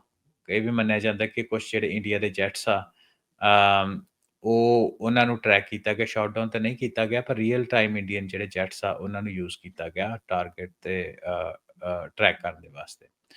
ਤੇ ਹੁਣ 2025 ਦੇ ਵਿੱਚ ਅਸੀਂ ਬੈਠੇ ਹਾਂ, ਕੁਛ ਦਿਨ ਪਹਿਲਾਂ ਇੰਡੀਅਨ ਪਾਕਿਸਤਾਨ ਨੇ ਇੱਕ ਦੂਜੇ ਉੱਤੇ ਸਟ੍ਰਾਈਕਸ ਕੀਤੀਆਂ, ਤੇ ਉਹਦੇ ਵਿੱਚ ਜਿਹੜਾ ਸਿਸਟਮ ਆ ਉਹ ਕਾਫੀ ਜ਼ਿਆਦਾ ਕੰਮ ਆਇਆ। ਤੇ ਉਹਦੇ ਵਿੱਚ ਜਿੱਦਾਂ ਆਪਾਂ ਗੱਲ ਕਰਦੇ ਹਾਂ ਕਿ ਵਾਰ ਦੇ ਵਿੱਚ ਕਈ ਗੱਲਾਂ ਬਾਤਾਂ ਹੁੰਦੀਆਂ ਜਿਹੜੀ ਸ਼ਾਇਦ ਆਮ ਸਿਵਿਲੀਅਨ ਤੱਕ ਬਹੁਤ ਲੇਟ ਪਹੁੰਚਣ, ਮੇਬੀ ਜਦੋਂ 30 ਸਾਲਾਂ ਬਾਅਦ 40 ਸਾਲਾਂ ਬਾਅਦ CIA ਦੇ ਡਾਕੂਮੈਂਟਸ ਪਬਲਿਕ ਹੋਣ, ਸ਼ਾਇਦ ਉਹਦੇ 'ਚ ਪਤਾ ਲੱਗੇ, ਜਾਂ ਕੋਈ ਵਾਰ ਇਨਫੋਰਮੇਸ਼ਨ ਲੀਕ ਹੋ ਜਾਂਦੀ ਉਹਦੇ ਨਾਲ ਪਤਾ ਲੱਗੇ। ਪਰ ਇਹ ਮੰਨਿਆ ਜਾਂਦਾ ਕਿ ਜਿੱਦਾਂ ਦੋਨੋਂ ਪਾਸੇ ਇੱਕੋ ਜਿਹੇ ਕਲੇਮ ਹੁੰਦੇ ਨਾ, ਇੱਕ ਬੰਨੇ ਇਹ ਕਹਿੰਦੇ ਕਿ ਅਸੀਂ ਕਰਾਚੀ ਢਾਹ ਲਿਆ, ਤੇ ਜਾਂ ਇਹ ਕਿਹਾ ਜਾਂਦਾ ਕਿ ਜਿਹੜਾ ਪਾਕਿਸਤਾਨ ਦਾ ਨਿਊਕਲੀਅਰ ਸੈਂਟਰ ਆ ਉਹਦੇ ਉੱਤੇ ਮਿਸਾਈਲ ਜਿਹੜੀਆਂ ਇੰਡੀਅਨ ਵੱਜੀਆਂ। ਇਸੇ ਤਰੀਕੇ ਦੇ ਨਾਲ ਪਾਕਿਸਤਾਨ ਵੱਲੋਂ ਜਿਹੜਾ ਕਲੇਮ ਆ ਉਹ ਕੀਤਾ ਜਾਂਦਾ ਕਿ ਜਿਹੜਾ ਆਦਮਪੁਰ ਏਅਰ ਬੇਸ ਹੈਗਾ ਪੰਜਾਬ ਦੇ ਵਿੱਚ, ਉਹਦੇ ਵਿੱਚ ਜਿਹੜਾ S-4 ਸਿਸਟਮ ਉਹਨੂੰ ਨਕਾਰਾ ਕੀਤਾ ਜਾ ਚੁੱਕਾ। ਅਮਰੀਕਾ ਵਾਲੇ ਕਹਿੰਦੇ ਹੈ ਨਾ, ਜਿਹਦੇ ਕਰਕੇ ਪ੍ਰਾਈਮ ਮਿਨਿਸਟਰ ਨਰਿੰਦਰ ਮੋਦੀ ਆ ਜਿਹੜੇ, ਉਹ ਆਦਮਪੁਰ ਏਅਰ ਫੋਰਸ ਦੇ ਉੱਤੇ 13 ਮਈ ਨੂੰ ਅਗਲੇ ਦਿਨ ਹੀ ਪਹੁੰਚ ਜਾਂਦੇ ਆ, ਤੇ S-4 ਸਿਸਟਮ ਦੇ ਸਾਹਮਣੇ ਫੋਟੋ ਖਿਚਾਉਂਦੇ ਆ ਤੇ ਪਬਲਿਕ ਕਰਦੇ ਆ ਵੀ ਸਾਡਾ ਜਿਹੜਾ S-4 ਸਿਸਟਮ ਉਹ ਤੋਂ ਬਾਅਦ ਚਰਚਾ ਇਹ ਚੱਲ ਪਈ ਹਰਵਿੰਦਰ ਵੀ ਕਹਿੰਦੇ ਬੈਟਰੀ ਮਿਸਿੰਗ ਆ ਉਹਦੀ। ਸੋ ਚਲੋ ਇਦਾਂ ਦੀ ਗੱਲਾਂ ਬਾਤਾਂ, ਜਿੱਦਾਂ ਮੈਂ ਪਹਿਲਾਂ ਦੱਸਿਆ ਕਿ ਰਡਾਰ ਦਾ ਇੱਕ ਪਾਰਟ ਜਿਹੜਾ ਉਹ ਸੀਗਾ ਨਹੀਂ। ਸੋ ਆਬਵੀਅਸਲੀ ਜਿਹੜਾ ਆ ਉਹਨਾਂ ਨੇ ਜਿਹੜਾ HQ9 ਆ ਨਾ ਸਿਸਟਮ ਪਾਕਿਸਤਾਨ ਵਾਲੇ ਪਾਸੇ, ਇਹ ਕਹਿੰਦੇ ਵੀ ਅਸੀਂ ਉਹ ਪੂਰਾ ਧਵਸਤ ਕਰਤਾ, ਲਾਹੌਰ ਨੂੰ ਬਚਾ ਨਹੀਂ ਸਕਿਆ। ਕਲੇਮ ਕਾਊਂਟਰ ਕਲੇਮ ਜਿਹੜੇ ਆ ਉਹ ਹਨਾ ਚੱਲਦੇ ਹੀ ਆ। ਸੋ ਉਸ ਤੋਂ ਬਾਅਦ ਇਸ ਤਰ੍ਹਾਂ ਦਾ ਜਿਹੜਾ ਕੰਮ ਹੈਗਾ ਵਾ ਇੱਥੇ ਹੋਇਆ। ਇੰਡੀਆ ਵੱਲੋਂ ਆਪਰੇਸ਼ਨ ਸਿੰਧੂਰ, ਤੇ ਜਿਹੜਾ ਪਾਕਿਸਤਾਨ ਵੱਲੋਂ ਬੁਨਿਆਨ ਮਹਿਸੂਸ ਕਰਕੇ ਜਿਹੜਾ ਆਪਰੇਸ਼ਨ ਆ ਉਹਦਾ ਲਾਂਚ ਕੀਤਾ ਗਿਆ। ਚਲੋ ਚੰਗੇ ਭਾਗਾਂ ਨੂੰ ਪ੍ਰੈਜ਼ੀਡੈਂਟ ਟਰੰਪ ਦਾ ਕਹਿ ਲਓ, ਹੈ ਨਾ, ਜਾਂ ਵਰਲਡ ਪ੍ਰੈਸ਼ਰ ਦੇ ਉੱਤੇ ਜੋ ਵੀ ਰੱਬ ਨੇ ਸਬੱਬ ਬਣਾਏ, ਇਹ ਜੰਗ ਰੁਕ ਗਈ, ਨਹੀਂ ਤੇ ਪੰਜਾਬੀਆਂ ਵਾਸਤੇ ਇੱਕ ਜੰਗ ਕਾਫੀ ਘਾਤਕ ਹੋਣੀ ਸੀ। ਦਿਖਣਾ ਸ਼ੁਰੂ ਹੋ ਹੀ ਗਿਆ ਸੀ ਰਾਜ ਕਹਿੰਦਾ ਅਖੀਰਲੇ ਦਿਨ, ਖਾਸ ਤੌਰ ਤੇ ਜਦੋਂ ਮਿਸਾਈਲ ਅਟੈਕ ਵੱਡੇ ਤੌਰ ਤੇ ਸ਼ੁਰੂ ਹੋਏ ਸੀ ਨਾ। ਪਹਿਲੇ ਦਿਨ ਤੇ ਇਹ ਜਿਹੜੇ ਰਡਾਰ ਤੇ ਲੋ ਕਾਸਟ ਜਿਹੜੇ ਮਿਸਾਈਲ ਜਾਣੇ ਸ਼ੁਰੂ ਹੋਏ, ਛੋਟੇ ਸੀਗੇ ਜਿਹੜੇ, ਛੋਟੇ ਹੈ ਨਾ, ਜਦੋਂ ਵੱਡੀਆਂ ਮਿਸਾਈਲਸ ਲੱਗਣੇ ਸ਼ੁਰੂ ਹੋਈਆਂ ਉਦੋਂ ਲੱਗ ਗਿਆ ਸੀ ਕਿ ਨੁਕਸਾਨ ਜਿਹੜਾ ਹੁਣ ਵੱਡਾ ਹੋਣ ਵਾਲਾ। ਚਲੋ ਮਹਾਰਾਜ ਦੀ ਕਿਰਪਾ ਹੋਈ ਆ, ਤੇ ਨਹੀਂ ਤੇ ਪੰਜਾਬੀਆਂ ਦਾ ਘਾਣ ਬੱਚਾ ਇਹਦੇ ਵਿੱਚ ਬਹੁਤ ਪੀੜਿਆ ਜਾਣਾ ਸੀ, ਇਹਦੇ ਵਿੱਚ ਕੋਈ ਦੋ ਰਾਵਾਂ ਨਹੀਂ। ਬਿਲਕੁਲ, ਇਹਨਾਂ ਦੋਨਾਂ ਮੁਲਕਾਂ ਦੀ ਦੁਸ਼ਮਣੀ ਦੇ ਵਿੱਚ ਪੰਜਾਬ ਹਮੇਸ਼ਾ ਪਿਸਦਾ ਆਇਆ, ਤੇ ਉਹਨੇ ਫਿਰ ਜਿਹੜਾ ਉਹ ਪਿਸ ਜਿਹੜਾ ਉਹ ਜਾਣਾ ਸੀਗਾ। ਫਾਇਦਾ ਪਤਾ ਨਹੀਂ ਇਹਨਾਂ ਮੁਲਕਾਂ ਨੂੰ। ਦੂਰ ਬੈਠੇ ਜਿਹੜੇ ਦੂਜੇ ਸੂਬਿਆਂ 'ਚ ਉਹ ਤਾੜੀਆਂ ਮਾਰਦੇ ਸੀ, ਲੜਦੇ ਕਿਉਂ ਨਹੀਂ, ਲੜਾਈ ਕਿਉਂ ਹਟ ਗਈ, ਉਹ ਕਈਆਂ ਨੂੰ ਇਹ ਪੀੜਾਂ ਜਿਹੜੀਆਂ ਉਹ ਸਤਾ ਰਹੀਆਂ ਸੀਗੀਆਂ। ਪਰ ਜਿੰਨਾ ਯੁੱਧ ਚੀਜ਼ ਹੀ ਇੱਦਾਂ ਦੀ ਆ, ਸ਼ੁਰੂ ਕਰ ਸਕਦੇ ਆ, ਐਂਡ ਹੋਣ ਦੀ ਕੰਮ ਜਿਹੜਾ ਉਹ ਔਖਾ ਹੁੰਦਾ ਆ।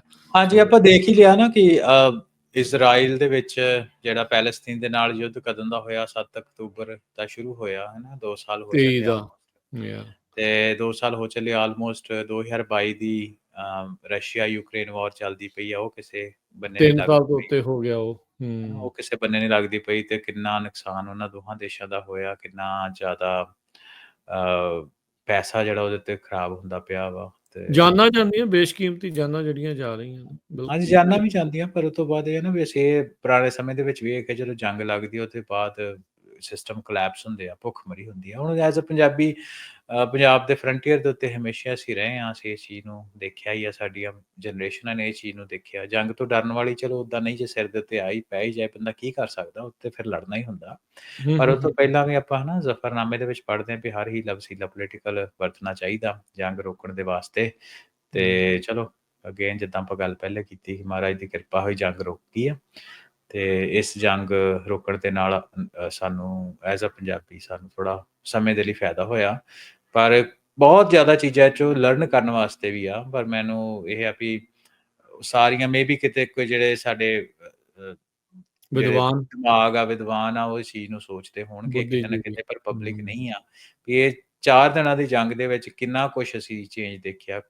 ਪੋਲੀਟੀਕਲ ਸਿਸਟਮ ਬਿਲਕੁਲ ਹੀ ਕੋਲੈਪਸ ਹੋ ਗਿਆ, ਕੋਈ ਸਰਕਾਰ ਨਹੀਂ ਸੀ 4 ਦਿਨ ਦੇ ਵਿੱਚ, ਅਸੀਂ ਦੇਖਿਆ ਹੀ ਆ ਨਾ। ਬਸ ਸ਼ਟ ਡਾਊਨ ਕਰ ਦੋ, ਸ਼ਟ ਅਪ ਕਰ ਦੋ, shut down I mean turn on ਕਰ ਦੋ, ਇਹ ਤੋਂ ਲੈਦਾ ਕੋਈ ਵੀ ਨਹੀਂ ਵੀ ਆਪਾਂ ਲੋਕਾਂ ਨੂੰ ਕਿੱਦਾਂ ਹਿਜਰਤ ਮੀਡੀਆ ਤੇ ਕੋਈ ਕਰਨੀ। ਕੰਟਰੋਲ ਨਹੀਂ ਸੀ, ਜੋ ਮਰਜ਼ੀ ਜੋ ਮਰਜ਼ੀ ਸੋ ਬਕੀ ਮੀਡੀਆ ਜਾ ਰਿਹਾ, ਰਾਜਕਨ ਇੱਕ ਚੀਜ਼ ਆ ਨਾ, ਰਿਊਮਰ। ਨੈਸ਼ਨਲ ਮੀਡੀਆ ਇੱਕ ਚੀਜ਼ ਆ, ਪਰ ਲੋਕਲ ਲੈਵਲ ਦੇ ਉੱਤੇ ਦੇਖਿਆ ਜਾਏ ਸੀ ਕੋਈ ਪਲਾਨ ਨਹੀਂ ਸੀ ਲੋਕਾਂ ਦੇ, ਜੇ ਮੰਨ ਲਓ ਸੰਭਾਵਿਤ ਤਰੀਕੇ ਦੇ ਉੱਤੇ ਆਪਾਂ ਹੈ ਨਾ, ਕੋਈ ਘਰ ਦਾ ਵੀ ਕਿਸੇ ਦਾ ਕੋਈ ਪਲਾਨ ਹੋਏ ਤਾਂ ਉਹਦੇ ਵਿੱਚ ਅਸੀਂ ਕਹਿ ਦਿੰਦੇ ਹਾਂ ਵੀ plan A, plan B, plan C, in case of war time ਜਾਂ ਕੋਈ ਐਮਰਜੈਂਸੀ ਆ ਜਾਏ। ਇਹਦਾ ਨਾ ਕੋਈ ਵੀ ਪਲਾਨ ਗਵਰਨਮੈਂਟ ਵੱਲੋਂ ਸਾਹਮਣੇ ਨਹੀਂ ਆਇਆ ਪੰਜਾਬੀ ਦੇ ਸਾਹਮਣੇ, ਨਾ ਬਾਰਡਰ ਏਰੀਏ ਦੇ ਵਿੱਚ, ਨਾ ਕਿਸੇ ਨੂੰ ਵੀ ਤੁਸੀਂ ਹਿਜਰਤ ਕਰ ਜਾਓ ਜਾਂ ਨਾ ਕਰੋ, ਜਾਂ ਕੀ ਸੰਭਾਵਿਤ ਹੋਣ ਜਾ ਰਿਹਾ ਕੀ ਨਹੀਂ। ਪੰਜਾਬ ਦਾ ਮੁੱਖ ਮੰਤਰੀ ਲੈ ਲਓ ਜਾਂ ਕੋਈ ਸਕੱਤਰ ਲੈ ਲਓ, ਕੋਈ ਪ੍ਰੈਸ ਕਾਨਫਰੰਸ ਨਹੀਂ ਇਹਦੇ ਸੰਬੰਧ ਦੇ ਵਿੱਚ ਕੀ ਹੋ ਰਿਹਾ ਹੈ ਨਾ। ਮੈਂ ਜਿੱਦਾਂ ਬਲੈਕਆਊਟਸ ਬਲੈਕਆਊਟ ਹੁੰਦੇ ਤੋਂ ਰਹੇ। ਬਿਨਾਂ ਕੁਛ ਵੀ ਨਹੀਂ ਸਰਕਾਰ ਵੱਲੋਂ। ਜੇ ਮੰਨ ਲਓ ਹਮਲਾ ਹੁੰਦਾ ਜ਼ਖਮੀਆਂ ਦੇ ਲਈ ਅਸੀਂ ਕੀ ਕਰਨਾ ਵਾ, ਲੋਕੀ ਹਿਜਰਤ ਕਰਨ ਦੇ ਕਿਹੜੇ ਹਿੱਸੇ ਨੂੰ ਕਰਨ, ਕੁਛ ਵੀ ਨਹੀਂ ਸਾਹਮਣੇ ਹੈ। ਸਰਕਾਰ ਤੇ ਜਿੱਦਾਂ ਬਿਲਕੁਲ ਹੀ ਕਲੈਪਸ, ਲੋਕਾਂ ਨੂੰ ਆਪਣੇ ਸਿਰ ਦੇ ਉੱਤੇ ਵੀ ਆਪਣੇ ਆਪ ਦੇ ਉੱਤੇ ਲੋਕਾਂ ਨੂੰ ਛੱਡ ਦਿੱਤਾ ਸੀ, ਛੱਡੇ ਗਏ ਹਿਸਾਬ ਨਾਲ। ਸੋ ਇਹ ਕੁਛ ਲੈਸਨ ਜਿਹੜੇ ਹੈਗੇ ਆ ਸਾਨੂੰ ਸਾਂਝੇ ਹੋ ਕੇ ਸਮਝਣ ਦੀ ਲੋੜ ਆ। ਤੇ ਇਹਦੇ ਤੋਂ ਪਲੈਨਿੰਗ ਕਰਨ ਦੀ ਲੋੜ ਆ, ਵੀ ਗਵਰਨਮੈਂਟਸ ਦੇ ਲਈ ਵੀ ਪਲੈਨਿੰਗ ਕਰਨ ਦੀ ਲੋੜ ਹੈ, ਇੰਡੀਵਿਜੂਅਲ ਤੌਰ ਦੇ ਉੱਤੇ ਵੀ ਪਲੈਨਿੰਗ ਕਰਨ ਦੀ ਲੋੜ ਆ। ਫਿਰ ਪ੍ਰੋਪੇਗੈਂਡਾ ਵਾਰ ਜਿਹੜੀ ਬਹੁਤ ਚੱਲੀ, ਸਿੱਖ ਬਿਲਕੁਲ ਉਹਦੇ ਸੈਂਟਰ ਦੇ ਵਿੱਚ ਰਹੇ ਆ। ਉੜੀ ਦੇ ਵਿੱਚ ਜਦੋਂ ਅਟੈਕ ਹੁੰਦਾ, ਉੱਥੇ ਇੱਕ ਮੰਦਿਰ ਉੱਤੇ ਵੀ ਅਟੈਕ ਹੋਇਆ ਸੀ, ਇੱਕ ਮਸੀਤ ਉੱਤੇ ਵੀ ਹੋਇਆ, ਇੱਕ ਗੁਰਦੁਆਰਾ ਸਾਹਿਬ ਉੱਤੇ ਵੀ ਹੋਇਆ ਸੀ ਉਸ ਟਾਈਮ ਤੇ ਸਿਵਿਲੀਅਨ ਜਾਨਾਂ ਵੀ ਗਈਆਂ। ਪਰ ਜਿਹੜਾ ਮੋਟੇ ਤੌਰ ਦੇ ਉੱਤੇ ਉਭਾਰਿਆ ਗਿਆ, ਉਹ ਉਭਾਰਿਆ ਗਿਆ ਗੁਰਦੁਆਰਾ ਸਾਹਿਬ ਦਾ ਪੂੰਛ ਅਟੈਕ। ਵਾਲਾ ਜੀ। ਪੁੰਛ ਦੇ ਵਿੱਚ ਦੀ ਮੈਂ ਗੱਲ ਕਰਦਾ। ਹੂੰ।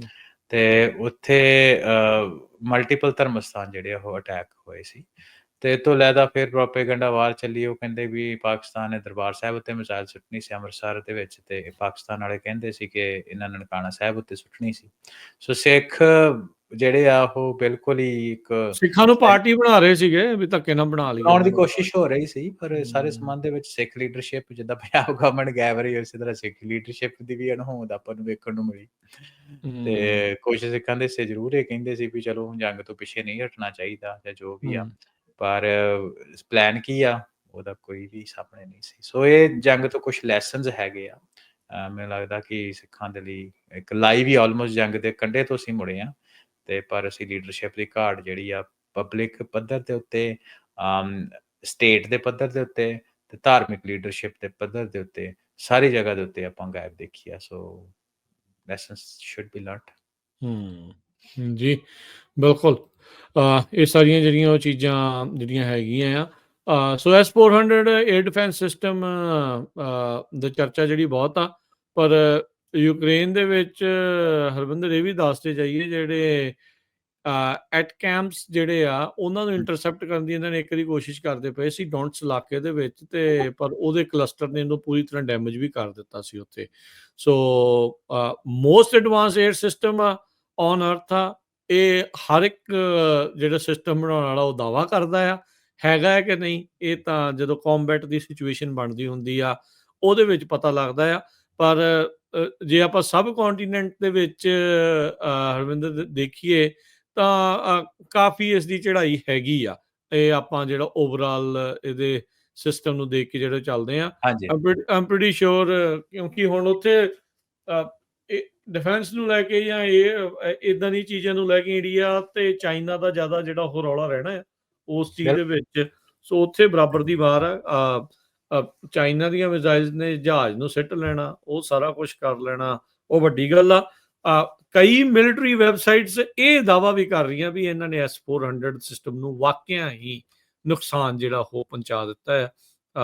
ਸੋ ਪਾਕਿਸਤਾਨ ਦੇ ਵੱਲੋਂ ਜਿਹੜੀਆਂ ਉਹ ਚਾਈਨਾ ਦਾ ਸਿਸਟਮ ਯੂਜ਼ ਕਰਦੇ ਆ ਉਹਦੇ ਜ਼ਰੀਏ, ਕਨਫਰਮੇਸ਼ਨ ਨਹੀਂ ਆ, ਪਰ ਕਈ ਮਿਲਟਰੀ ਵੈਬਸਾਈਟਸ ਜਿਹੜੀਆਂ ਉਹ ਇਸ ਤਰੀਕੇ ਦੇ ਨਾਲ ਦਾਅਵਾ ਕਰਦੀਆਂ। ਤੇ ਜੇ ਐਕਚੁਅਲ 'ਚ ਇੱਦਾਂ ਹੋਇਆ ਤੇ ਮੈਨੂੰ ਲੱਗਦਾ ਰਫਾਲ ਸਿੱਟਣ ਨਾਲੋਂ ਵੀ ਜ਼ਿਆਦਾ ਵੱਡੀ ਇੰਪੋਰਟੈਂਟ ਜਿਹੜੀ ਇਹ ਚੀਜ਼ ਆ ਉਹ ਹੋਊਗੀ। ਸੋ ਲੈਟਸ ਸੀ ਕੀ ਜਿਹੜਾ ਸੋ ਇੱਥੇ ਹੋਊਗਾ। ਜਿੱਦਾਂ ਰਾਜ ਨੇ ਪਹਿਲੇ ਦੱਸਿਆ ਕਿ ਮਿਲਟਰੀ ਵਿੱਚ ਕਾਫੀ ਕੁਝ ਇਦਾਂ ਦਾ ਹੁੰਦਾ ਅਸੀਂ ਦੇਖਿਆ ਕਿ ਜਿਹੜੇ ਪਬਲਿਕ ਨਹੀਂ ਹੁੰਦਾ। ਜਦੋਂ ਪਹਿਲਾਂ ਨਹੀਂ ਦੱਸਿਆ ਹੁੰਦਾ ਸੀ। ਹਨਾ CIA ਦੀ ਮੇਬੀ ਰਿਪੋਰਟਿੰਗ 30 ਸਾਲ ਬਾਅਦ ਆਏ ਤੋਂ ਸਾਨੂੰ ਸਾਰੀ ਜਾਣਕਾਰੀ ਮਿਲੇ, ਕਿਉਂਕਿ ਇਹ ਜਿਹੜੀ ਵਾਰ ਹੋਈ ਆ ਇਹਦੇ ਵਿੱਚ ਮੈਂ ਸਪੇਸ ਦੀ ਪਹਿਲਾਂ ਗੱਲ ਕੀਤੀ ਤੇ ਮੈਂ ਇੱਕ ਆਰਟੀਕਲ ਪੜ੍ਹਦਾ ਸੀ ਕਿ ਸਪੇਸ ਦੇ ਵਿੱਚ ਜਿਹੜਾ ਇਹ ਜਿਹੜੀ ਵਾਰ ਹੋਈ ਆ, ਕਿਉਂਕਿ ਇੰਡੋ ਪਾਕਿਸਤਾਨ ਦੀ, ਤਾਂ ਉਹਦੇ ਵਿੱਚ ਬੋਥ US ਐਂਡ ਚਾਈਨਾ ਉਹਨਾਂ ਕੋਲ ਬਹੁਤ ਜ਼ਿਆਦਾ ਜਿਹੜਾ ਯੂਜ਼ਫੁਲ ਵਾਰ ਡੇਟਾ ਵਾ ਉਹ ਉਹ ਉਹਨਾਂ ਨੇ ਆਇਆ। ਕੀਤਾ, ਕਿਉਂਕਿ ਮੈਂ ਜੇ ਗਲਤ ਨਾ ਹੋਵਾਂ ਤੇ ਤਕਰੀਬਨ 180 ਦੇ ਕਰੀਬ ਜਿਹੜੀਆਂ ਸੈਟੇਲਾਈਟ ਬੀਮਸ ਆ ਉਹ ਚਾਈਨਾ ਨੇ ਡਿਪਲੋਏ ਕੀਤੀਆਂ ਹੋਈਆਂ ਇਹਨੂੰ ਮੈਨੇਜ ਕਰਨ ਦੇ ਵਾਸਤੇ, ਇਹਨੂੰ ਦੇਖਣ ਦੇ ਵਾਸਤੇ, ਸਟੱਡੀ ਕਰਨ ਵਾਸਤੇ। ਹੂੰ, ਸੋ ਹੂੰ, ਉਹਦੇ ਹੂੰ, ਵਿੱਚ ਰਾਜਕਰਨ ਇਹ ਆ ਕਿ ਇੱਕ ਚੀਜ਼ ਉਹ ਵੀ ਆ ਯੂਐਸ ਵਾਸਤੇ ਦਾ ਬੈਨੀਫਿਟ ਇਹ ਹੋਇਆ ਕਿ ਚਾਈਨਾ ਪਿਛਲੇ ਤਕਰੀਬਨ 50 ਸਾਲ ਤੋਂ ਕਿਸੇ ਵਾਰ ਦੇ ਵਿੱਚ ਨਹੀਂ ਗਿਆ, ਪਰ ਆਪਣੀ ਹੂੰ, ਹੂੰ, ਹੂੰ, ਟੈਕਨੋਲੋਜੀ ਨੂੰ ਲਗਾਤਾਰ ਐਨਹਾਂਸ ਕਰਦਾ ਰਿਹਾ। ਹੁਣ ਹੂੰ, ਮਿਲਟਰੀ ਸਟ੍ਰੈਟੇਜਿਕ ਪਰਸਪੈਕਟਿਵ ਤੋਂ ਇਹ ਲਾਈਏ ਹਿਸਾਬ ਕਿ ਉਹਦੇ ਵਿੱਚ ਬਹੁਤ ਜ਼ਿਆਦਾ ਦੇਸ਼ ਆ, ਖਾਸ ਤੌਰ ਤੇ ਵੈਸਟ ਵਾਲੇ ਇਹ ਜਾਣਨਾ ਚਾਹੁੰਦੇ ਵੀ ਚਾਈਨਾ ਕੋਲ ਹੈ ਕੀ ਆ, ਉਹਦੀ ਕੈਪੇਬਿਲਿਟੀ ਕੀ ਆ। ਸੋ ਡੇਟਾ ਹਾਰਵੈਸਟਿੰਗ ਦੇ ਪਰਸਪੈਕਟਿਵ ਤੋਂ ਜੋ ਚਾਈਨਾ ਨੇ ਕੀਤਾ, ਕਿਉਂਕਿ ਮੈਂ ਇਹ ਦੇਖਦਾ ਸੀ ਕਿ ਚਾਈਨਾ ਦੇ ਕੋਲ ਜਿਹੜਾ ਮਿਲਟਰੀ ਇਕੁਇਪਮੈਂਟ ਆ, ਇੰਡੀਆ ਦੇ ਕੋਲ ਕਹਿੰਦੇ ਨੇ ਤਕਰੀਬਨ 65-70% ਰਸ਼ੀਅਨ ਆ, ਤੇ ਹੂੰ, ਜਿਹੜਾ ਪਾਕਿਸਤਾਨ ਆ ਉਹਦੇ ਕੋਲ ਤਕਰੀਬਨ 70% ਚਾਈਨੀਜ਼ ਮਿਲਟਰੀ ਇਕੁਇਪਮੈਂਟ ਆ। ਹੂੰ, ਹੂੰ, ਸੋ ਹੂੰ, ਇਤਨਾ ਵੈਸਟ ਨੂੰ ਚਾਈਨੀਜ਼ ਦੇ ਇਕੁਇਪਮੈਂਟ ਦੀ ਕੈਪੇਬਿਲਿਟੀ ਵੀ ਪਤਾ ਲੱਗੀ ਆ।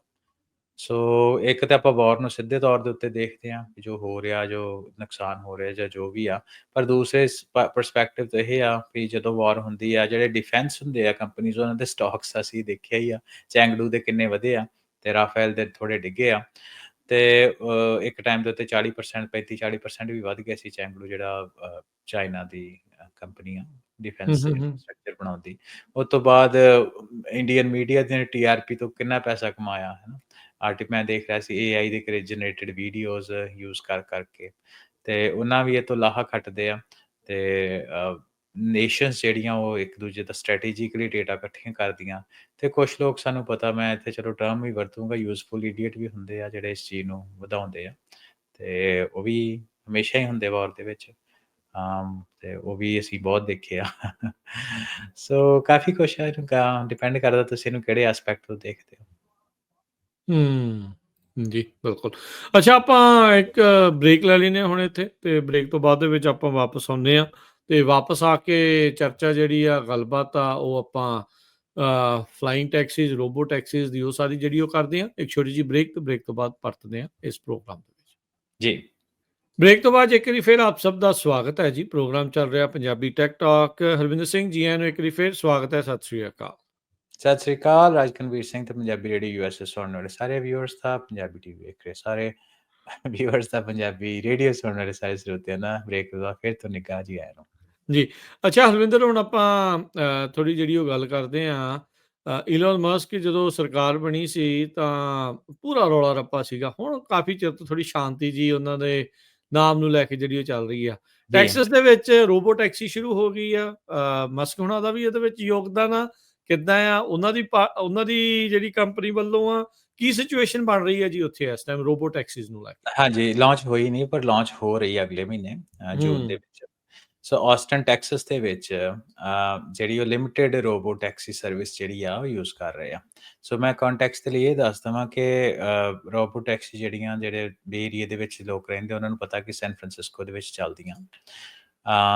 ਤੇ ਗੂਗਲ ਦੇ ਬੇਸ ਵੇਮੋ ਕਰਕੇ ਕੰਪਨੀਆਂ, ਉਹਦੀਆਂ ਜਿਹੜੀਆਂ ਰੋਬੋ ਟੈਕਸੀਜ਼ ਆ ਉਹ ਕਾਫੀ ਸਮੇਂ ਤੋਂ ਚੱਲ ਰਹੀਆਂ। ਮੈਂ ਵੀ ਉਹਦੇ ਵਿੱਚ ਲੈ ਕੇ ਦੇਖਿਆ, ਰਾਈਡ ਲੈ ਕੇ ਦੇਖੀ ਆ, ਕਾਫੀ ਵਧੀਆ, ਹੈ ਨਾ। ਅੱਛਾ।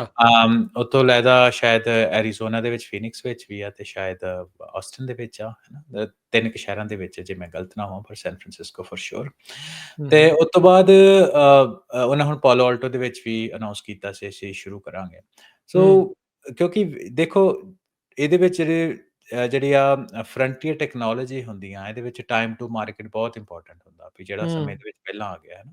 ਹੂੰ, ਹੂੰ, ਸੋ ਹੂੰ, ਹੁਣ ਟੈਸਲਾ ਦੇ ਵਿੱਚ ਈਲਨ ਮਸਕ ਕਹਿ ਤਾਂ ਬੜੇ ਚਿਰ ਤੋਂ ਰਹੇ ਆ, ਈਵਨ ਵੇਮੋ ਤੋਂ ਜੇ ਮੈਂ ਗਲਤ ਨਾ ਹੋਵਾਂ, ਵੇਮੋ ਤੋਂ ਵੀ ਪਹਿਲਾਂ ਕਹਿ ਰਹੇ ਕਿ ਰੋਬੋ ਟੈਕਸੀਜ਼ ਆਉਣਗੀਆਂ, ਪਰ ਉਹਨਾਂ ਦੀਆਂ ਆਈਆਂ ਨਹੀਂ। ਹੂੰ, ਅਸੀਂ ਆਪਣੇ ਪਿਛਲੇ ਟਾਕ ਸ਼ੋਅ ਦੇ ਵਿੱਚ ਵੀ ਗੱਲਬਾਤ ਕੀਤੀ ਸੀ ਕਿ ਲਿਮਿਟਿਡ ਤੌਰ ਦੇ ਉੱਤੇ ਉਹਨਾਂ ਦੀ ਰੋਬੋ ਟੈਕਸੀ ਜਿਹੜੀਆਂ ਉਹ ਚੱਲ ਰਹੀਆਂ। ਉਹਨੂੰ ਅਸੀਂ ਰੀਅਲ ਰੋਬੋ ਟੈਕਸੀ ਨਹੀਂ ਕਹਿ ਸਕਦੇ, ਕਿਉਂਕਿ ਬਿਹਾਈਂਡ ਦਾ ਵੀਲ ਇੱਕ ਆਪਰੇਟਰ ਬੈਠਾ ਹੁੰਦਾ, ਭਾਵੇਂ ਉਹ ਕਰ ਕੁਛ ਨਹੀਂ ਰਿਹਾ ਹੁੰਦਾ, ਤੇ ਉਹਨਾਂ ਦੇ ਜਿਹੜੇ ਆਪਣੇ ਇੰਪਲੋਈਜ਼ ਆ ਟੈਸਲਾ ਦੇ, ਉਹ ਉਸ ਟੈਕਸੀ ਨੂੰ ਯੂਜ਼ ਕਰਦੇ ਆ। ਸੋ ਕੁਛ ਹੂੰ, ਨਾ ਹੂੰ, ਕੁਛ ਡੇਟਾ ਕਲੈਕਸ਼ਨ ਉਹਨਾਂ ਕੋਲ ਹੈਗੀ ਆ। ਉਹਨੂੰ ਲੈ ਕੇ ਹੁਣ ਉਹਨਾਂ ਜਿਹੜਾ ਪਬਲਿਕਲੀ ਪਲਾਨ ਕੀਤਾ ਕਿ ਜਿਹੜਾ ਮਾਡਲ ਵਾਈ ਆ, ਉਹਦੇ ਬੇਸਡ ਜਿਹੜੀ ਰੋਬੋ ਟੈਕਸੀ ਆ, 20 ਦੇ ਕਰੀਬ ਜਿਹੜੀ ਟੈਕਸੀਆਂ ਉਹ ਪਬਲਿਕ ਰੋਡ ਉੱਤੇ ਆਉਣਗੀਆਂ। ਪਰ ਇਹਦੇ ਵਿੱਚ ਇਹ ਦੱਸ ਦੇਵਾਂ ਕਿ ਇਹ ਇਨਵਾਈਟ ਓਨਲੀ ਆ, ਤੇ ਨਾਲ on top of it again ਉਹਨਾਂ ਕੋਲ ਇਨਫ ਡੇਟਾ ਨਹੀਂ ਹੈਗਾ, ਤੇ ਇਹਦੇ ਵਿੱਚ ਅ ਲੋਟ ਆਫ ਟੈਲੀ ਆਪਰੇਸ਼ਨਸ ਹੋਣਗੇ। ਟੈਲੀ ਆਪਰੇਸ਼ਨ ਕਹਿਣ ਦਾ ਭਾਵ ਇਹ ਹੈ ਕਿ ਜਿੱਦਾਂ ਐਮਾਜ਼ੋਨ ਨੇ, ਜੇ ਤੁਹਾਨੂੰ ਚੇਤਾ ਹੋਵੇ, ਕੁਛ ਸਮਾਂ ਪਹਿਲਾਂ ਆਟੋ ਸਟੋਰ ਜਿਹੜੇ ਉਹਨਾਂ ਸ਼ੁਰੂ ਕੀਤੇ ਸੀ ਕਿ ਪਬਲਿਕ ਵਿਦਆਊਟ ਕੈਸ਼ੀਅਰ ਸਟੋਰ ਸਿਐਟਲ ਵਿੱਚ ਉਹ ਲੈ ਹੂੰ, ਕੇ ਹੂੰ, ਆਏ ਸੀ। ਹੂੰ, ਹੂੰ, ਹੂੰ। ਤੇ ਬੈਕਐਂਡ ਦੇ ਉੱਤੇ ਕੀ ਚੱਲਦਾ ਸੀ ਕਿ ਭਾਵੇਂ ਉਹ ਕਹਿਣ ਨੂੰ ਹੈਗਾ ਸੀ ਵੀ ਏਆਈ ਬੇਸਡ ਸਟੋਰ ਆ, ਬੈਕਐਂਡ ਦੇ ਉੱਤੇ ਇੰਡੀਆ ਦੇ ਵਿੱਚ ਉਹਨਾਂ ਬੰਦੇ ਬਿਠਾਏ ਸੀ ਜਿਹੜੇ ਕਿ ਯੂਜ਼ਰ ਨੂੰ ਲਗਾਤਾਰ ਟਰੈਕ ਕਰਦੇ ਪਏ ਸੀ ਉਹਨਾਂ ਦੇ, ਹੂੰ। ਹੈਨਾ। ਸੋ ਉਹਨੂੰ ਟੈਲੀ ਆਪਰੇਸ਼ਨਸ ਕਹਿੰਦੇ ਆ। ਸੋ ਇਹਦੇ ਵਿੱਚ ਵੀ ਦੀ ਮੈਕਸਿਮਮ 20 ਦੇ ਕਰੀਬ ਕਾਰਾਂ ਆਉਣਗੀਆਂ ਪਬਲਿਕ ਰੋਡ ਦੇ ਉੱਤੇ ਜਿਹੜੇ ਇਨਵਾਈਟ ਹੋਣਗੀਆਂ, ਤੇ ਅ ਲੋਟ ਆਫ ਟੈਲੀ ਆਪਰੇਸ਼ਨਸ ਜਿਹੜੇ ਆ ਉਹਦੇ ਬੈਕਐਂਡ ਦੇ ਉੱਤੇ ਚੱਲਣਗੇ। ਯਾਨੀ ਕਿ ਫੁੱਲੀ ਰੋਬੋ ਟੈਕਸੀ ਨਹੀਂ ਹੋਊਗੀ, ਫੁੱਲੀ ਆਟੋਮੇਟਡ ਨਹੀਂ ਹੋਏਗੀ, ਪਰ ਉਹਨਾਂ ਜਿਹੜੇ ਆਪਣੀ ਜਿਹੜੀ ਬੇੜੀ ਆ ਉਹਨਾਂ ਠੇਲ ਦਿੱਤੀ ਹੈ ਇਸ ਮਾਰਕੀਟ ਦੇ ਵਿੱਚ ਲੈ ਕੇ। ਹੂੰ, ਤੇ ਹੂੰ, ਹੂੰ, ਇਹਦੇ ਹੂੰ। ਵਿੱਚ ਇਹ ਆ ਕਿ ਤੁਹਾਨੂੰ ਚੇਤਾ ਹੋਏਗਾ ਵੀ ਪਿਛਲੇ ਸਾਲ ਦੇ ਅਖੀਰ ਦੇ ਵਿੱਚ ਇਹਨਾਂ ਇੱਕ ਆਪਟੀਮਸ ਇਵੈਂਟ ਕੀਤਾ ਸੀ, ਹੈਨਾ। ਤੇ ਹਾਂਜੀ। ਉਹਦੇ ਵਿੱਚ ਹੂੰ, ਹੂੰ। ਉਹਨਾਂ ਆਪਟੀਮਸ ਇਵੈਂਟ ਦੇ ਵਿੱਚ ਕਾਫੀ ਵੱਡੇ-ਵੱਡੇ ਦਾਅਵੇ ਕੀਤੇ ਸੀ।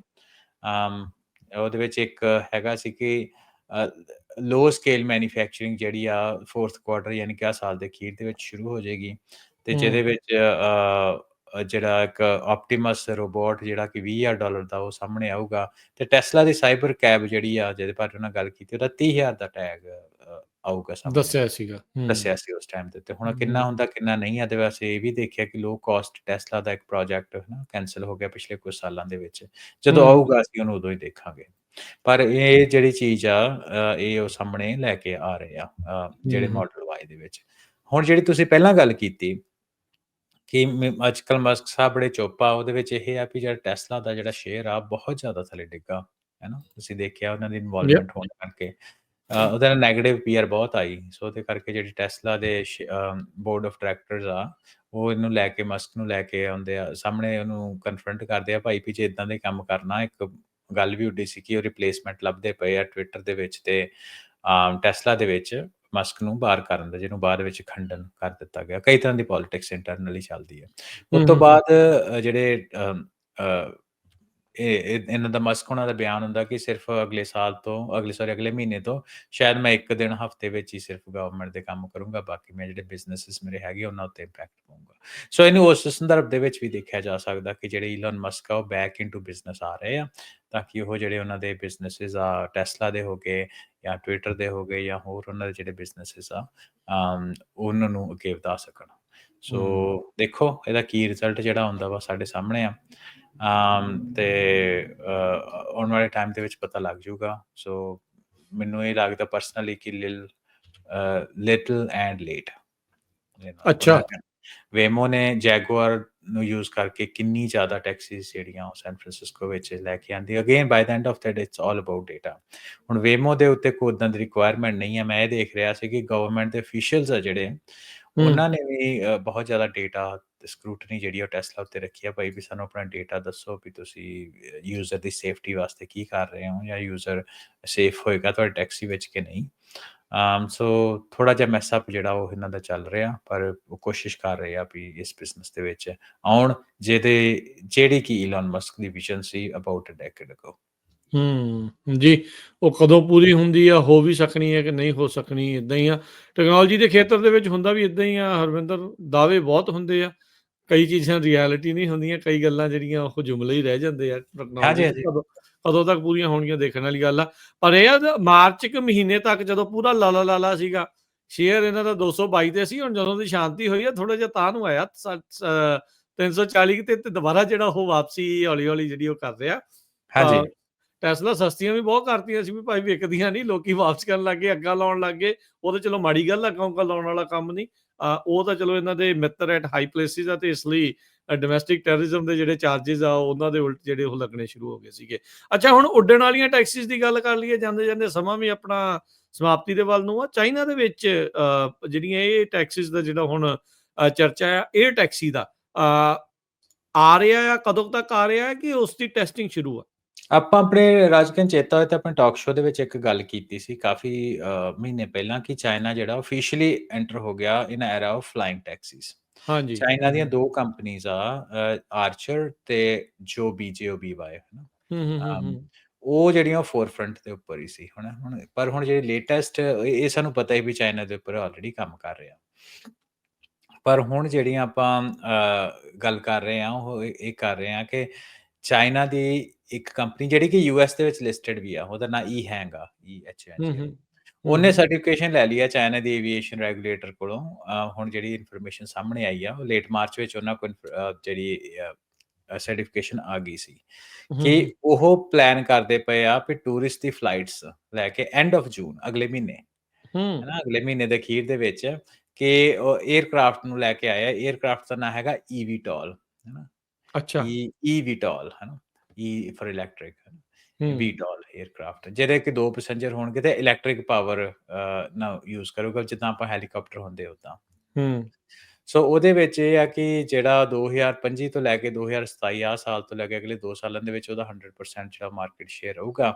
ਤੇ ਉਹਦੇ ਵਿੱਚ ਜਦੋਂ ਇਹ ਇਨਫੋਰਮੇਸ਼ਨ ਆਫ ਕੋਰਸ ਬਾਹਰ ਆਉਂਦੀ ਆ, ਕਿਉਂਕਿ ਯੂਐਸ ਵਿੱਚ ਇਹ ਲਿਸਟਡ ਆ, ਤੇ ਉਹਦਾ ਜਿਹੜਾ ਸ਼ੇਅਰ ਆ ਬਹੁਤ ਜ਼ਿਆਦਾ ਉੱਪਰ ਜਿਹੜਾ ਵੱਧ ਜਾਂਦਾ। ਸੋ ਬੇਸਿਕਲੀ ਇਹਦੇ 'ਚ ਕੀ ਹੋਊਗਾ ਕਿ 2 ਪੀਪਲ ਟੈਕਸੀ ਆ, ਜਿਹੜੀ ਕਿ ਇਲੈਕਟ੍ਰਿਕ ਆ, ਹਵਾ ਦੇ ਵਿੱਚ ਹੈਲੀਕਾਪਟਰ ਦੇ ਉੱਤੇ ਉੱਡੂਗੀ, ਤੇ ਇਹ ਬੰਦਿਆਂ ਨੂੰ ਇੱਕ ਜਗ੍ਹਾ ਤੋਂ ਲੈ ਕੇ ਦੂਸਰੀ ਜਗ੍ਹਾ ਤੇ ਲੈ ਕੇ ਜਾਊਗੀ ਵਿਦਆਊਟ ਐਨੀ ਡਰਾਈਵਰ।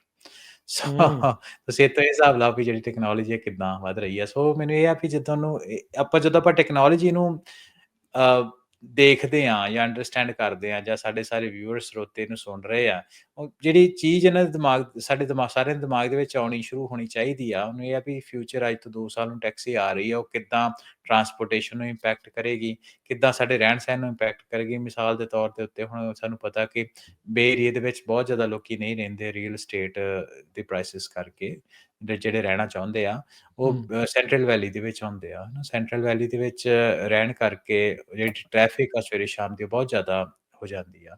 ਸੋ 에ਅਰ ਟੈਕਸੀ ਆ ਜਾਂਦੀ ਆ, ਲਾਂਚ ਪੈਡਸ ਇੱਦਾਂ ਦੇ ਬਣਦੇ ਆ, ਤੇ ਉਹਦੇ ਅਨੁਸਾਰ ਈਵਨ ਬੇ ਏਰੀਆ ਦੀ ਵੀ ਇੱਕ ਕੰਪਨੀ ਆ, ਉਹਦੇ ਬਾਰੇ ਮੈਂ ਪੜ੍ਹਦਾ ਸੀ, ਉਹਨੇ ਵੀ ਸੈਨ ਫਰਾਂਸਿਸਕੋ ਵਿੱਚ ਕਾਫੀ ਜਗ੍ਹਾ ਜਿਹੜੀ ਉਹ ਲੀਜ਼ ਤੇ ਲਈ ਆ, ਉਹ ਵੀ ਟੈਕਸੀ ਜਿਹੜੀ ਹੈ ਇਹ ਟੈਕਸੀ ਉਹ ਚਲਾਉਣਗੇ, ਤੇ ਉਹਦੇ ਬਾਰੇ ਆਪਾਂ ਡੈਡੀਕੇਟਡ ਟਾਕ ਸ਼ੋ ਕਰਾਂਗੇ। ਸੋ ਉਹਦੇ ਨਾਲ ਰੀਅਲ ਐਸਟੇਟ ਦੀ ਪ੍ਰਾਈਸਾਂ ਨੂੰ ਕੀ ਫ਼ਰਕ ਪਊਗਾ, ਕਮਿਊਟ ਨੂੰ ਕੀ ਫ਼ਰਕ ਪਊਗਾ, ਸਾਡੇ ਫਿਊਚਰਸ ਦੀ ਪਲੈਨਿੰਗ ਉਸ ਹਿਸਾਬ ਦੇ ਨਾਲ ਰੱਖੀਏ।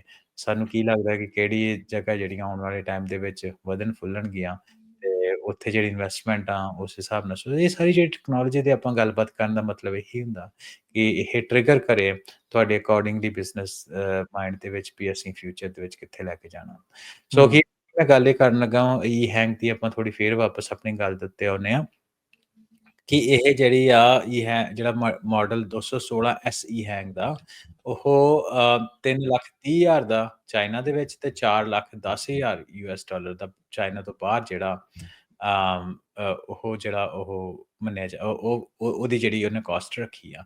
ਜਿਹੜਾ ਵੱਡਾ ਮਾਡਲ ਆ S4 ਹੈ ਨਾ, ਉਹਦੀ ਜਿਹੜੀ ਕਾਸਟ ਹੋਏਗੀ ਉਹ 4 ਸੀਟਰ ਹੋਊਗਾ, ਤੇ ਉਹਦੀ ਜਿਹੜੀ ਕਾਸਟ ਹੋਏਗੀ ਉਹ $1.3 ਮਿਲੀਅਨ ਦੀ ਹੋਏਗੀ। ਜੀ ਜੀ ਬਿਲਕੁਲ। LA ਦੇ ਵਿੱਚ ਓਲੰਪਿਕਸ ਹੋਣੀ ਹੈ, ਉਹਦੇ ਵਿੱਚ ਆਰਚਰ ਏਵੀਏਸ਼ਨ ਨੂੰ official taxi provider, air taxi provider ਉਹ ਐਲਾਨ ਦਿੱਤਾ ਗਿਆ ਹੈ ਅਗਲੀਆਂ ਜਿਹੜੀਆਂ ਉਹ ਸਮਰ ਗੇਮਸ ਦੇ ਲਈ। ਸੋ ਕਹਿੰਦੇ ਵੀ ਓਲੰਪਿਕ ਵੈਨਿਊਜ਼ ਦੇ ਵਿੱਚ ਇਹ ਚੀਜ਼ ਦੇ ਲਈ ਫਾਇਦਾ ਹੋਊਗਾ, ਤੇ ਸਭ ਨੂੰ ਹੀ ਪਤਾ ਆ ਵੀ ਅਦਰਵਾਈਜ਼ ਉੱਥੇ ਟ੍ਰੈਫਿਕ ਦਾ ਕਿੰਨਾ ਬੁਰਾ ਹਾਲ ਆ। ਬੁਰਾ ਹਾਲ ਹੁੰਦਾ ਆਮ ਦਿਨਾਂ ਵਿੱਚ, ਓਲੰਪਿਕ ਵਿੱਚ ਤਾਂ ਵੈਸੇ ਬਹੁਤ ਜ਼ਿਆਦਾ ਹੋਊਗਾ। 2028 ਚ ਓਲੰਪਿਕਸ ਹੋਣੀਆਂ ਆ, 15 ਮਿਲੀਅਨ ਲੋਕਾਂ ਦੇ ਆਉਣ ਦੀ ਉੱਥੇ ਕਿਆਸ ਰਹੀਆਂ ਆ। ਸੋ ਲੈਟਸ ਸੀ ਕਿੱਦਾਂ ਜਿਹੜਾ ਬਣਦਾ। ਸੋ ਧੰਨਵਾਦ ਹਰਵਿੰਦਰ ਅੱਜ ਦੇ ਪ੍ਰੋਗਰਾਮ ਦੇ ਲਈ, ਮਿਹਰਬਾਨੀ। ਮਿਲਦੇ ਆ ਅਗਲੀ ਵਾਰੀ। ਸਤਿ ਸ਼੍ਰੀ ਅਕਾਲ। ਸਤਿ ਸ਼੍ਰੀ ਅਕਾਲ।